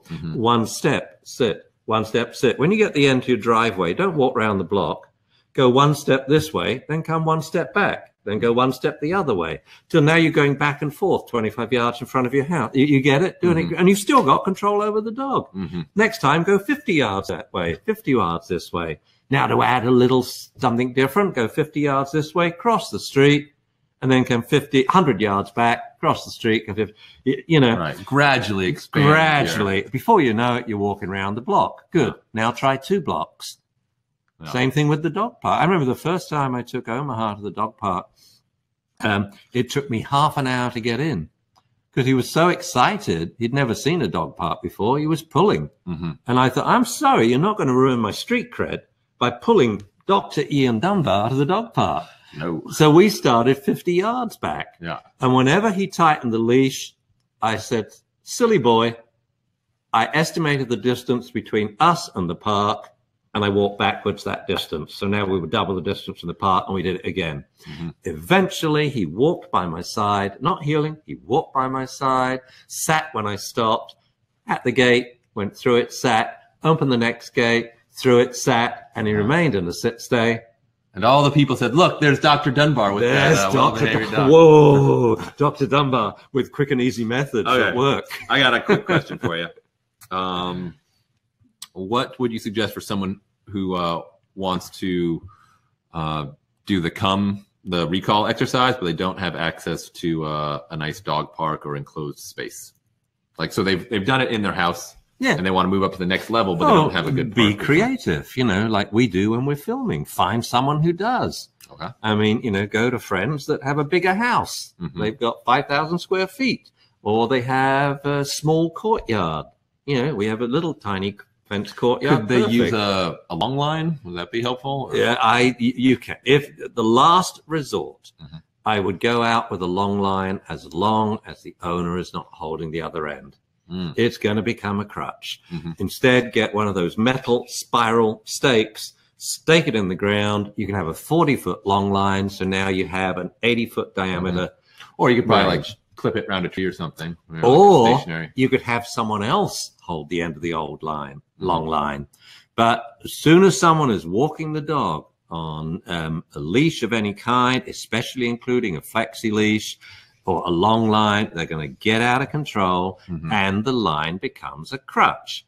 And so it's really important that the anchor is a bolt, a tree, or someone else. You know, so walk your dog with someone, and then you can practice go-to recalls, yo-yo recalls. You know, because you call it to you, the owner calls it back. You call it to you, the owner calls it back. And that's great because it's always the same distance. So now you can time it. So now you reward only the quicker recalls and so on and so on. But be creative. You know, ask all your friends, do you have a fence yard or a courtyard or what have you, and train there. And you're much better off going to loads of little spaces that are different than thinking you want to do it in the big beyond. Yeah.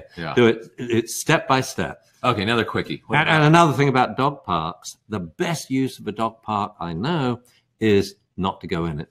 Train outside of it. Walk around it on leash.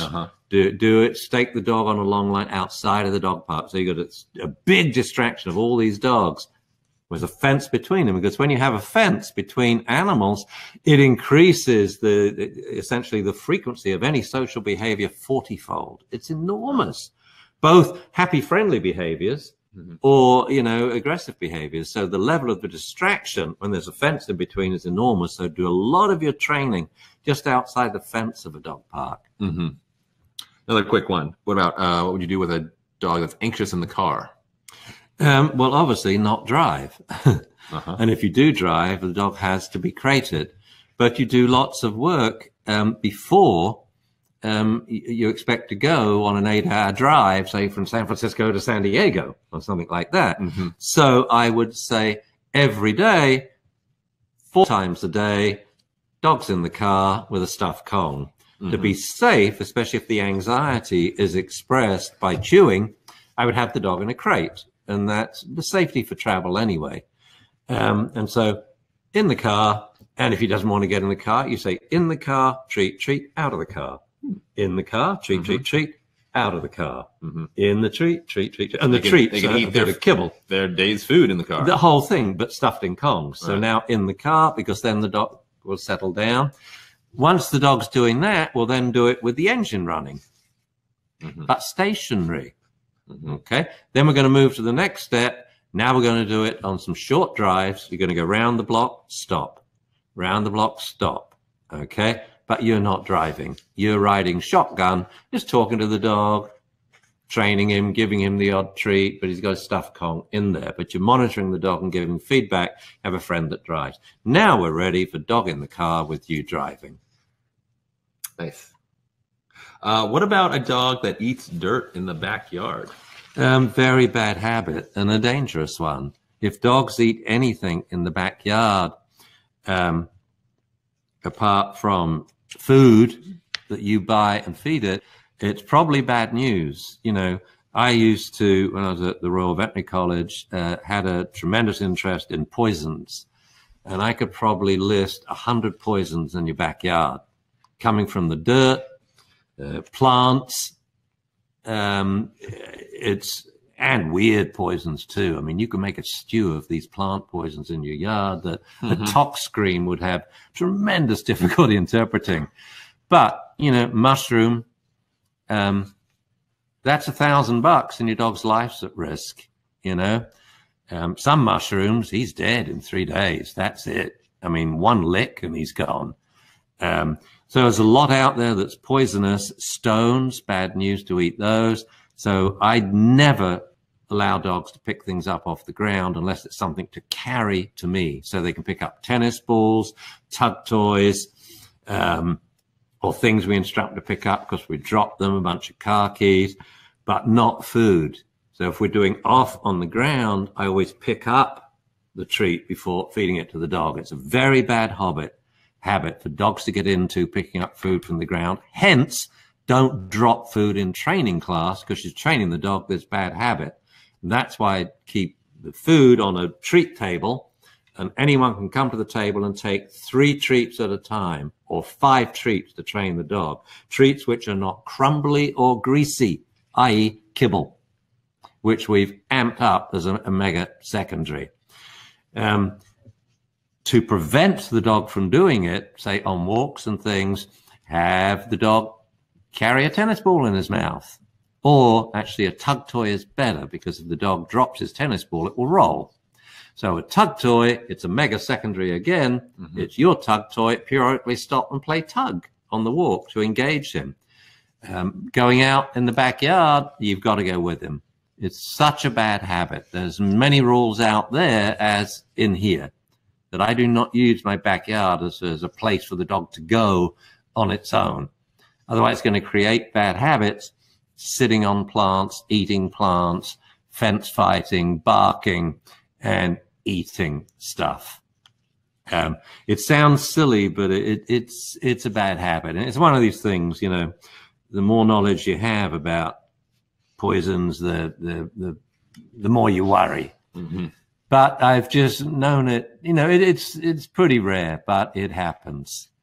And some things are instantaneous. And before we go more into poisons, I got another question here from Andrew, which I think is another popular one. And so, of course, we've got good demonstration footage in the I don't know why I'm laughing about masterclass. Yeah, actually, in the serious puppy training course, because his question is about his 6-month-old that likes to mouth his hands and arms, and how to deal with that. Well, it's what dogs do. Years ago, how we developed the notion of bite inhibition, I had all of my students observe a litter of puppies, and this is how a scientist looks at behavior. I said, write down anything the puppies do until you have a list of every single behavior that they do, like lift a paw, touch another dog with his paw, yawn, scratch, or what have you. Good. Then we put them in a list. Now what we do is we watch in a systematic way. We time sample. We want to be representative. Otherwise, you'll only record the fights. You know, a lot of research goes off track here and says, oh, baboons kill each other. Why? It happened once. It's not representative to what they normally do, you know. So now we watch, and every minute I say now, and you have to write down what each puppy in the litter is doing in this order. Well, you're doing it this order, this person's doing it another order, and so on. So now we're getting a very representative feedback of what the animals do basically every 5 seconds. You know, if we have like 8 people and we're recording them in different orders, but doing it once a minute, then we count up. And what we found was, without a doubt, the number one thing that puppies do if they're awake is bite another puppy. Then we ask questions. Why? Why do puppies have needle-sharp teeth? And why are puppies virtual biting machines? Why? List all the reasons. And there's many reasons why they bite, you know, play, boredom, annoyance, or what have you. But put the two together. Why do they have needle-sharp, deciduous teeth? And why do they bite all the time? The only answer that makes sense is so that weak jaws can inflict a lot of pain early on. So the puppy learns to inhibit the force of his bites with his own kind or others he grows up with, like people, so that when he has powerful jaws at 8 to 12 months that could bite your arm and it literally drops off, it doesn't cause any damage. Bite inhibition is the number one thing that dogs learn. Read the books, watch the videos. It's so important, okay? It saves dogs' lives. It is very difficult to socialize dogs so that they are never reactive towards other dogs or people. But of all these reactive dogs, less than 0.1% actually causes damage, necessitating, you know, a dog to go to the vet clinic or a person even to have holes in his skin. So the dog mouthing you is so important. However, you must get it under control. We teach the dog first, you know, no pain. So if he hurts you, say, ow, you worm, that hurt me. Don't do that. Okay. If ever he impedes your function, he grabs your trouser legs when you're walking, ow, you pretend it hurts. So now it's just gentle stuff. And he probably thinks, oh, you're really namby-pamby, you know, I could bite a Shih Tzu harder than that, and I bite Dad, and he goes, ow, you hurt me. But you got to let him know. And then we tell him, no, mouthing's okay, you're still an adolescent, but it must stop when I say, off, get your chew toy. Then we teach him you must never mouth someone unless requested. This can be a disaster if people didn't know the dog, especially a disaster if your dog is big and dark, and especially a disaster if you've got a dog of a certain breed, a pit, a rottie, a shepherd. You'll be damned. And your dog's just play mouthing. So they do it because it is essential for life. They've got to be able to resolve arguments in the pack without mutilating each other. So they have incredible, and if you've ever seen a pack fight, oh my word, it's unbelievable. It's like, wow, all of the dogs piling in. And afterwards, there's no skin puncture. Everyone's wet as hell around the muzzle, you know, the muzzle and the neck and the head, ears all slobbery. That's what it's about. How to resolve arguments, you know, without causing harm. So it's cool, but you got to phase it out according to the rules. The very worst advice anyone can give you is never let the dog mouth. Great. So now you're living with a dog that doesn't have bite ambition. And one day it might happen. You shut his tail in the car door and you will be mutilated. Yeah. Go on that. It's so important. And the good thing is that children are natural bite inhibition teachers to dogs. Why? When they play, they're just like puppies playing with puppies. Child, just like another puppy. They jazz the other dogs up and get them out of control till the dog goes overboard and mouths too hard, and the child instantly and the dog, whoa. And then mum comes in, what's going on here? What did you know, the dog learns you've got to be very gentle with these children. You know, we as adults should do the same. With some breeds, you know, like when I used to have Malamutes, when we had our Roddy Cross, American Bulldog, no, mouthing goes on for life, but only on cue. I'd play mouthing dames just to check they still have bite inhibition when I'm jazzing them up, playing tug and dancing with them and slapping them around on this, then say, okay, mouth me, that the dog is really gentle. It's important. But when, you know, dogs do it with no training, it's a sign they feel confident about you and they like you. It's very different from a dog biting you, believe you me. If they didn't like you, it would be, but they wouldn't stick around close and they wouldn't contact you. They wouldn't bite you and hang on. It would be bite, retreat. So mouthing is a real good sign and it's the reason why, say with Zoo, I let her mouth just a few people. First it was my neighbor and Jamie. Now we've included it to an office guy, you know, and Zuzu loves it. And I've said, is it okay with you? If you don't like it, you say, Zuzu, off, get a chew toy, you know, but that's her way of saying, I really like you. And good, Ian's not being boring today. He's got me out of the house and I'm actually doing something different rather than sitting watching him work, which is all he does. So I should note, we figured out the reason some people were having some trouble with the link. You can't use www. I've used www.dunbartraining.com. It won't work. But if you just do dunbartraining.com/go, that should work out fine. Who uses www these days? Even I don't do that. Some people do. I don't know. That's amazing. And I think we can get our tech people to redirect that. So hopefully in the future, if you do use www, it'll be fine. But I should note that this price will only be available for a couple days at most, and the books. If you want the signed copy of the book, you really do want to register now. We've had a lot of people sign up already, so there's not a lot of the signed books left. So if you're interested, if you want to get training, register now. As we said, there's the money-back guarantee, so you can register now and check it out. No risk at all. All right, that's good. Another question for you. Can you use Kong feeding if you've got multiple dogs? Yep. Okay. Can you use Kong feeding if you have multiple dogs and one of the dogs is resource guarding? Yep. Okay. Is there anything that people should be aware of about how to do that? They shouldn't feed dogs together if one dog gets very angry at other dog when food is around and causes other dogs harm. But what group of dogs? I mean, I've barely seen a group of dogs where one of them doesn't guard. I mean, remember Phoenix? Phoenix and Oso, 6 Kongs. Phoenix has 6. These are the rules. I mean, bitches rewrote the rules of engagement. You know, dogs. Also, will all the dogs still get enough to eat? These are different questions, see? And we may have to make modifications. If we got 24 dogs, then I would say feed them all in crates, 24 crates, 24 Kongs. Let's say we got 3 dogs. Let's say we have 3 dogs, then we can feed them and watch them. And it's 3 Kongs. And we have individual Kongs for dogs, color coded. And we said, no, get your Kong. Or on your bed, lie down. When they leave the bed, they lose that Kong. We put them outside. They'll learn that one very quickly, by the way. Yeah. As soon as you leave your Kong, if it's not empty, you go outside till the other dogs are finished. What we don't want is a free-for-all.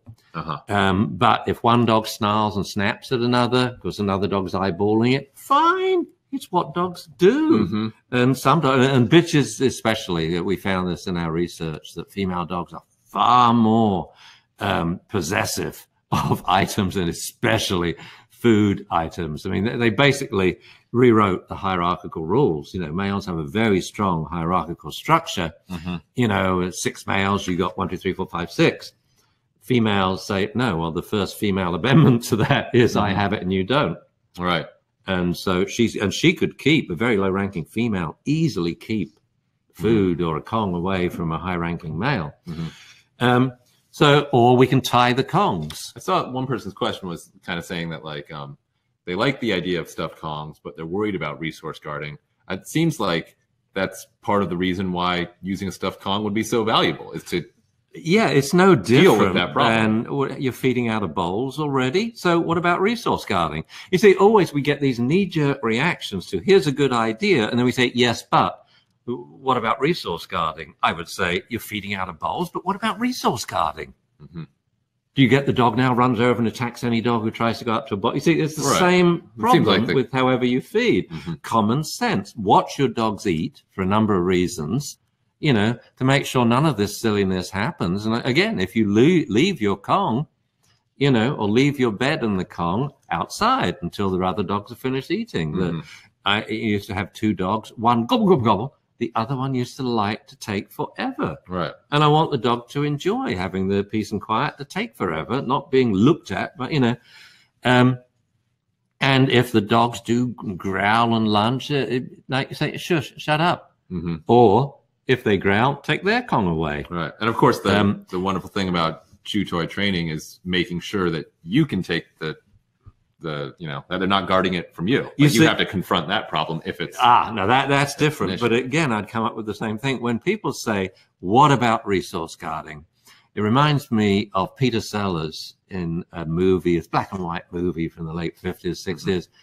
And he's I can't remember what you used to call it in England now, in charge of workers, a manager? Getting the workers together foreman? As a union, like a foreman, but there's another, it's something union, trade union, whatever. Anyway, one of the workers says, yeah, but what about the working man? And he says, precisely, what about the working man? You see, because you're going nowhere with a question like, what about resource guarding? The thing to ask is, but what about dogs? I have a dog that when food's around, she will attack another dog and put it in the vet clinic. You see the difference. Resource guarding is okay. What dogs do. It was a stick. Sounds like preschool. It didn't matter what the object was. It was guarding it and playing the game of keep away and chase. So the question is, what do dogs do when they resource guard? And the nitty gritty is, do they cause harm? Yes or no? If they cause harm, I got news for you. There ain't no cure for that. There is no way to really teach in a quick and easy way bite inhibition, dog. You know, if it's an adult dog that doesn't have bite inhibition, Yes, we can teach it when it's the more serious problem of resource guarding with people, because we can make ourselves safe, pad our arms up with Kevlar gloves, you know, feed the dog on a spoon, you know, which stops the biting very quickly. They clang on that spoon. They learn to take things very gently. Now we can use it with the gloves to, you know, and if it takes it quickly, ow, you say, you pretend it hurts. It doesn't, but you must pretend it does. So we can teach dogs bite inhibition in adults towards people, but not towards other dogs. So the whole resource guarding is a non-issue unless your dog causes harm in the process, which means it doesn't have bite inhibition. On this topic of harm, sorry, Allison, it's taking me a little while to get through the question queue. Oh, that's cute. You might have to be more specific with a question. Allison says, in February, I had to put my Springer down for rage syndrome. I'm very sorry about that. It was the 5th time he sent someone to the hospital for stitches. He got my ribs, my calf. There was fat tissue hanging out of my arm. I feel like a failure as a dog owner, as an animal control officer, and as an aspiring behaviorist. No. And then this was also the person who wanted to know about idiopathic aggression. Okay. So firstly, well, brilliant. Rage syndrome is usually a label that veterinarians and now the rest of the dog community will put on aggression when they don't understand it. They don't know its cause. It's idiopathic aggression. So it just means we don't know what it is. It's a label for things we don't understand. It's like the same as UFO. What's that? It's okay, Jamie. It's a UFO. Oh, thank God. I thought I had to be scared. You see, it's the nominal fallacy. We think academics think by naming something, we understand it. Okay. No, rage syndrome is quite understandable when you read all my stuff about subliminal bite stimuli. And basically dogs don't bite for a single cause. That's why a lot of vets don't understand it, because the medical model, you have single cause, single etiology, gives single clinical sign. Okay. Or multiple clinical signs rather. With behavior, we get the opposite. We have multiple causes, usually each subliminal cause a single behavior, biting. So we can totally understand and prevent what was called rage syndrome, and we can defuse it. We can resolve it as long as the dog has bite inhibition. But your dog didn't. Okay, it didn't. You know, yeah, it looks like the dog went over the top out of the blue, but that's the way the dogs work. It's all totally understandable. So what went wrong here? I would imagine the breeder, your veterinarian, you know, another trainer all gave you the same advice. Don't let the dog mouth you. And by so doing, sadly, they caused you to damn the dog. If you'd been socialized, so he then didn't develop all these subliminal stimuli didn't add up, that he loves children. He loved being grabbed by the collar, grabbed and shouted at and shook, and his ears handled and hugged and stared at. You know, we desensitized all these subliminal stimuli, so there was no reason for him to bite or attack. Then you wouldn't have known, because he wouldn't have done it, so there'd be no damage. So the whole thing about no bite inhibition, it lies as a sleeper, a wolf in sheep's clothing, until, boom, we spark him. And my worst example was a golden that used to go to hospices for children dying with cancer. It would go to visit them, been on hundreds of visits, and coming back, the handler, not the owner, you know, the handler didn't own the dog, shut the dog's tail in the car door, and it ripped the muscle from her forearm before she'd get it released. Totally sociable dog, really friendly, loved people, loved children, but it had no bite inhibition, you see. And as I said, the worst instruction you could ever get. So it ain't your fault. It ain't your fault that a program I want to release in the future is letting owners know, look, you know, dog professions have blamed irresponsible ownership for far too long. They've got to wise up and realize, no, professions aren't doing what they should be doing. They're not giving the appropriate advice to prospective and new puppy owners. And the number one advice I always give to puppy owners is, he's going to mouth you. It's the most important thing they do. The more they mouth you as puppies, the less likelihood they will ever hurt anyone as adults. So that's what's going on here. And so many people have tried to solve it by labels. Rage syndrome. idiopathic aggression. It does nothing but just makes people scared of springers, because that was the breed associated with rage syndrome. Makes people scared with, pit bulls. But it came out of nowhere. It was rage. It was an attack. It was unpredictable. There was no reason, no cause. I'm sorry. It's bullshit, bullshit, bullshit. It's very, sorry, Jamie. It's understandable. But it's unacceptable. It's unacceptable. Thank you. As was my language, and I'm sorry. But it gets me so upset when I see what owners go through because of silly training and husbandry advice. It's such a shame. The other term I used, and this would fall under this term too, is iatrogenic. Your dog suffered from an iatrogenic problem, and the term essentially comes from iatros, caused by the knife, or pretty much caused by the doctor. The treatment was the cause. The dumb advice you got was the reason why the dog did this and why it had to die. Because he's really best off there. So just have a cry about it. It's okay. We all make mistakes, and you'll never do it again, I know. From now on, you'll be raising the most trustworthy puppies you have ever seen. That, whatever you do in dogs, I think you said you worked as animal control. Cool, then teach puppy classes, because you'll teach the best puppy classes, because you'll explain to everyone how important this annoying behavior, puppy biting, puppy mouthing is. But it gives that puppy the safety around children, idiot men that tease the dog and grab it, babies, other animals. It's what makes the dog safe. All right. Unfortunately, guys, we got to start winding down. I think we got time for I need more coffee. One, maybe two more questions. Okay, there's the question. If you want to register, now's the time. DunbarTraining.com/go. Remember, this price is not going to last forever. Coffee empty. So Hank wants to know, how would you train a dog to not bark at kids when they go to pet him? Whoa. Well, number one, I would say, kids, stop, back off.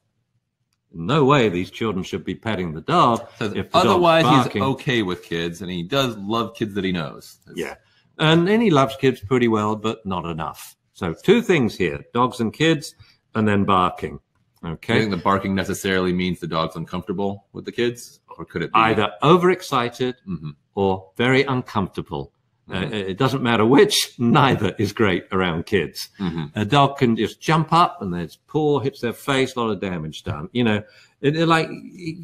Really friendly dogs can cause a lot of damage, bumping a kid over or what have you.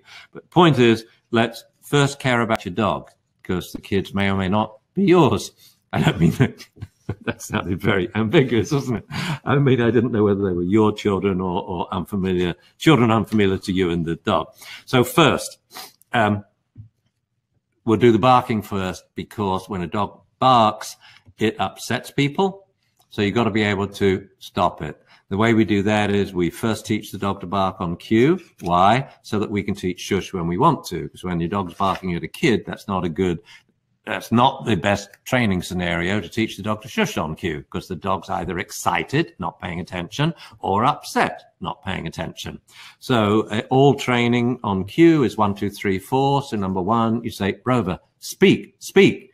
Number two, an accomplice goes and knocks on the door. Number three, the dog barks. Number four, you praise. Okay. Then number one, you say, Rover, shush. Number two, you waggle a food treat by the dog's nose. Number three, the dog sniffs, causing it to stop barking, because the two are mutually exclusive behaviors. Number four, you praise. Good dog one, good shush two, good shush three. Give the treat. Then you do it again. Woof shush sequence. Each time you increase a second of shush. Then you make sure woof shush works in every room in the house, in your yard, outside, every 25 yards on a walk, so that it works in different scenarios. Okay, so that's easy. Now we've got to socialize the dogs with children. So it seems like the dog's pretty okay once he's familiar with the kids. So we can probably work in a fairly safe, controlled setting. I would say your house. You need to invite children to your house. I would say 6 o'clock every day to do what? To hand feed the dog his dinner. Okay. Don't have the children approach the dog. Let them come in, say, whoa, look, children, and you hand feed. Wow, look, the little girls come to visit. Girls are better than boys because they listen to you.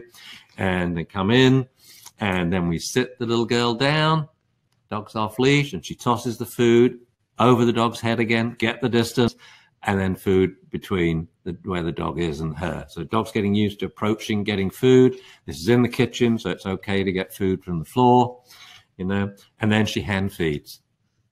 And then we do back and forth. I call the dog away. She calls the dog to her, come and sit. We show her how. Come, sit, treat, come, sit, treat, come, sit, treat, come, sit, treat. And we do this, I would say, every day. Find someone who has another child to come round. I would do the same little girl for 3 or 4 days to teach the dog the game. I want this dog not just to tolerate children, to thoroughly love them. Dogs can never be too well socialized around people, and especially men, and extra especially children. Hand feeding. So if you had any other problem, oh, we got a chewing problem or this or that, sorry, no food for that. All food hand fed by children in the evening. And now we can go to 2 children, and they call the dog back and forth, then 3 children, then 5 children, and so on and so on and so on. And obviously, you know, if you don't have this problem, you should be doing this anyway with puppies, with adult dogs, you know. So the dog knows when it sees a child, it thinks, oh, great, and it runs up to them and sits. Do I get a treat now? Okay, and then you can teach the children how to tell the dog to woof and shush. They love it. I remember once with Phoenix, since we get to the end, I'll tell a story. I had a guy staying here. He's a famous animal behaviorist now in England, Danny Mills, a veterinary behaviorist, the first veterinary behaviorist in England. And I trained him up here. He wanted to get trained. So I said, well, come and stay. Can you mix concrete? I'm building steps in the garden. So he mixed concrete for 2 weeks, and I laid the steps. That's why it says Danny Boy at the top of the steps. So anyway, after 2 weeks, after 2 weeks, he says, well, can't we go somewhere? And I felt really embarrassed. I said, yeah, all right, let's go to San Francisco. So we go to San Francisco, and we're walking around, and every 25 yards, I say, Phoenix, speak. And she goes, woo, woo, woo. I said, Phoenix, shush. And after I'd done that about 6 times, he says, you didn't come to San Francisco for me, did you? You came for Phoenix to prove her woof shush command. I said, yeah. So then we went down to Ghirardelli Square to have a beer, and we're sitting at one of these metal tables, you know, a circular one. So we're having beers and had Phoenix lying down under the table. These 2 buses pull up with Japanese school children in. I mean, if you could imagine the commotion. And Phoenix sits up under the table, bangs her head, topples both beers, and goes, woo! Like, I mean, I had proofed her pretty, but I hadn't proofed her for 2 busloads of Japanese. So everybody in the outside bar looks at me like, oh, there's a guy with an aggressive wolf hybrid. You know, I mean, so Phoenix is a Malamute. And so I thought, oh, God, what do I do? So I said, Feeny, come here. Feeny, be a bear. Feeny, wave. Feeny, high five. High 4, like this. And then I said, Feeny, sit. Feeny, speak. And I gave this exaggerated hand signals. Everyone knows it's on command. And I said, Feeny, shush. So she goes, woof, shush. So everyone sees it's on cue. So they're all like relaxed and laugh because they were moving away, you know. The children saw it.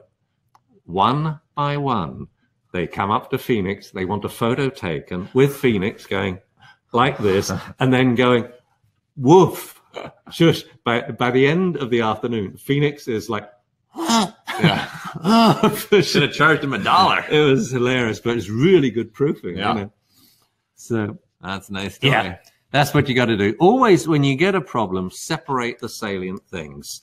Is it just the bite inhibition? In your case, no, it's children, and your dog is either too excited or too scared, and it's vocalizing. So deal with the vocalizing, deal with the dog's feelings inside. So the dog now is so excited when it sees children. It knows to sit and wait, and food will be coming. And that's when I do go walking on the streets. I usually carry a little bag, plastic bag of treats in case someone wants to pet my dog. And the rules are, after you've asked her to come and sit, here's a food treat. See if you know how to use it. And most of them do because Zuzu knows how to do it. So she sees them with a treat and just sits. And I think that's brilliant. Well, it's a lot better than her mouthing them, you know. So barking, mouthing, socialization, all these questions we've been getting, they are in the Dunbar Training Masterclass, which you can get today for $297. We're going to answer one more question. This will be the last question. I am very sorry answering questions if we didn't get to your question. But I need more coffee. There were so many. A lot of them. Oh, good kind Lord. Kind of overwhelming. Have you picked a good one? Yeah, I think so. There's a good one. Who's this? Carol says, my rescued Jack Russell Terrier was initially awesome till surgery to remove a rectal tumor. Oh, very sorry.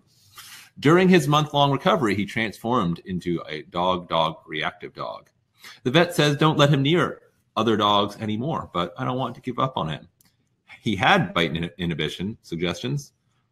Well, if he still has it. Yeah, if he had it with other dogs, probably still has it. Yeah, he's just had a little regression. Why? He was kept in solitary confinement. So it seems like a pretty common situation. For whatever reason, the dog ends up developing some dog-dog reactivity. I mean, number one, I would really, you see, I question the advice again. Keep your dog away from other dogs, like dog with a broken leg. You got a cast on him. Have you ever seen dogs play with a cast on? I mean, I think the dog is healed now. I think it's but I'm saying here's my questions. Did that change things? Was it the fact that your dog was kept away from other dogs for 1 month that caused this to happen? Could be. I would say unlikely. It's more that the dog has got older, a month older, or it changed. You see, behavior is always changing. People think behavior is always the same. No, behavior is always in a state of constant flux. And if good thing happens, behaviors get better. If bad things happen, behavior gets worse. If nothing happens, the good things don't get better and they aren't reinforced. So they steadily get worse.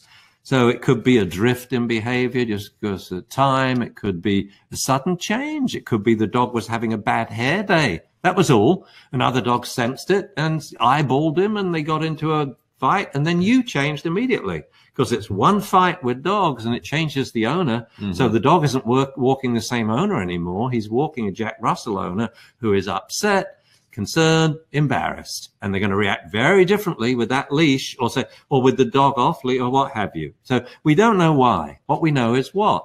Get the dog out there and turn this around. From now on, this dog only gets fed with another dog in sight. How far away? Well, find out. Put your Jack Russell on leash and walk in a straight line towards a dog park. Tell me when the dog reacts, right? Now don't work there. Treble that distance and sit down and let your dog watch the other dogs and start his dinner. Then move 5 yards closer. Continue dinner, hand feeding kibble, then 5 yards closer. You may have to go backwards. If your dog growls once, double the distance backwards. Ignore the dog for a while. And then closer and closer. And you should probably do that anyway. Otherwise, the dog will work out, oh, it's horrible dogs there. We want the dog to work out it's the other dogs that are the key later on once the angst has disappeared. But then I would spend each day, we have dinner sitting outside the dog park. You go with a big bag and literally you hand feed. And you can do it one piece at a time, handful at a time. And then some water, because we don't want the dog to have a bunch of dry kibble in his stomach, We want water, then wait, then more. Wonderful classical conditioning. We can't do it all at once. And the worst setup is you walk around the street and here comes someone else with a Jack Russell Terrier that's also reactive on leash and you don't know it. You're both going to have a Barney. All right. So when you start to do the leash walking stuff, you want to work with dogs your dog knows. So you want to create a core social group. Who were his friends before? Reestablish that friendship. Why? What's the point of working with a dog that you know? You know the owner, so you can tell them that I have a big problem. Can you help me with this? I bet you half of them have the same problem. So you have the dogs on leash and do your own private little growl class. Dogs are on leash, you walk together, but 5 yards apart. But you feed the dogs. Then you all stretch out the 25 yards apart. You continue walking, but you ignore your dog. Then you coalesce into 4 yards apart and you get it? And the dog says, I don't like walking when those dogs are so distant. I like it when we're one big group. All right. And so once you've done that, you've now got your core social group.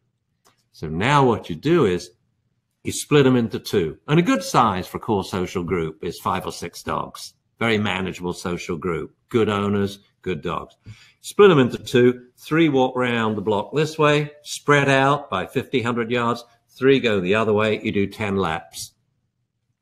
It's going to be a nice long walk, probably 1.5 miles, 2 miles. And you know for certain that you're going to have 30 greetings, but all with dogs and owners that you know. So the greeting goes like this. As soon as you see the other dog, oh, there's a cookie dog. Sit. Watch me. Good boy. Cookie dog's getting closer. He's getting closer. He's getting closer. And he's closer. And the people walking anti-clockwise, no, their job is that to come up to you and stop 5 yards away. What you do is you're rewarding a dog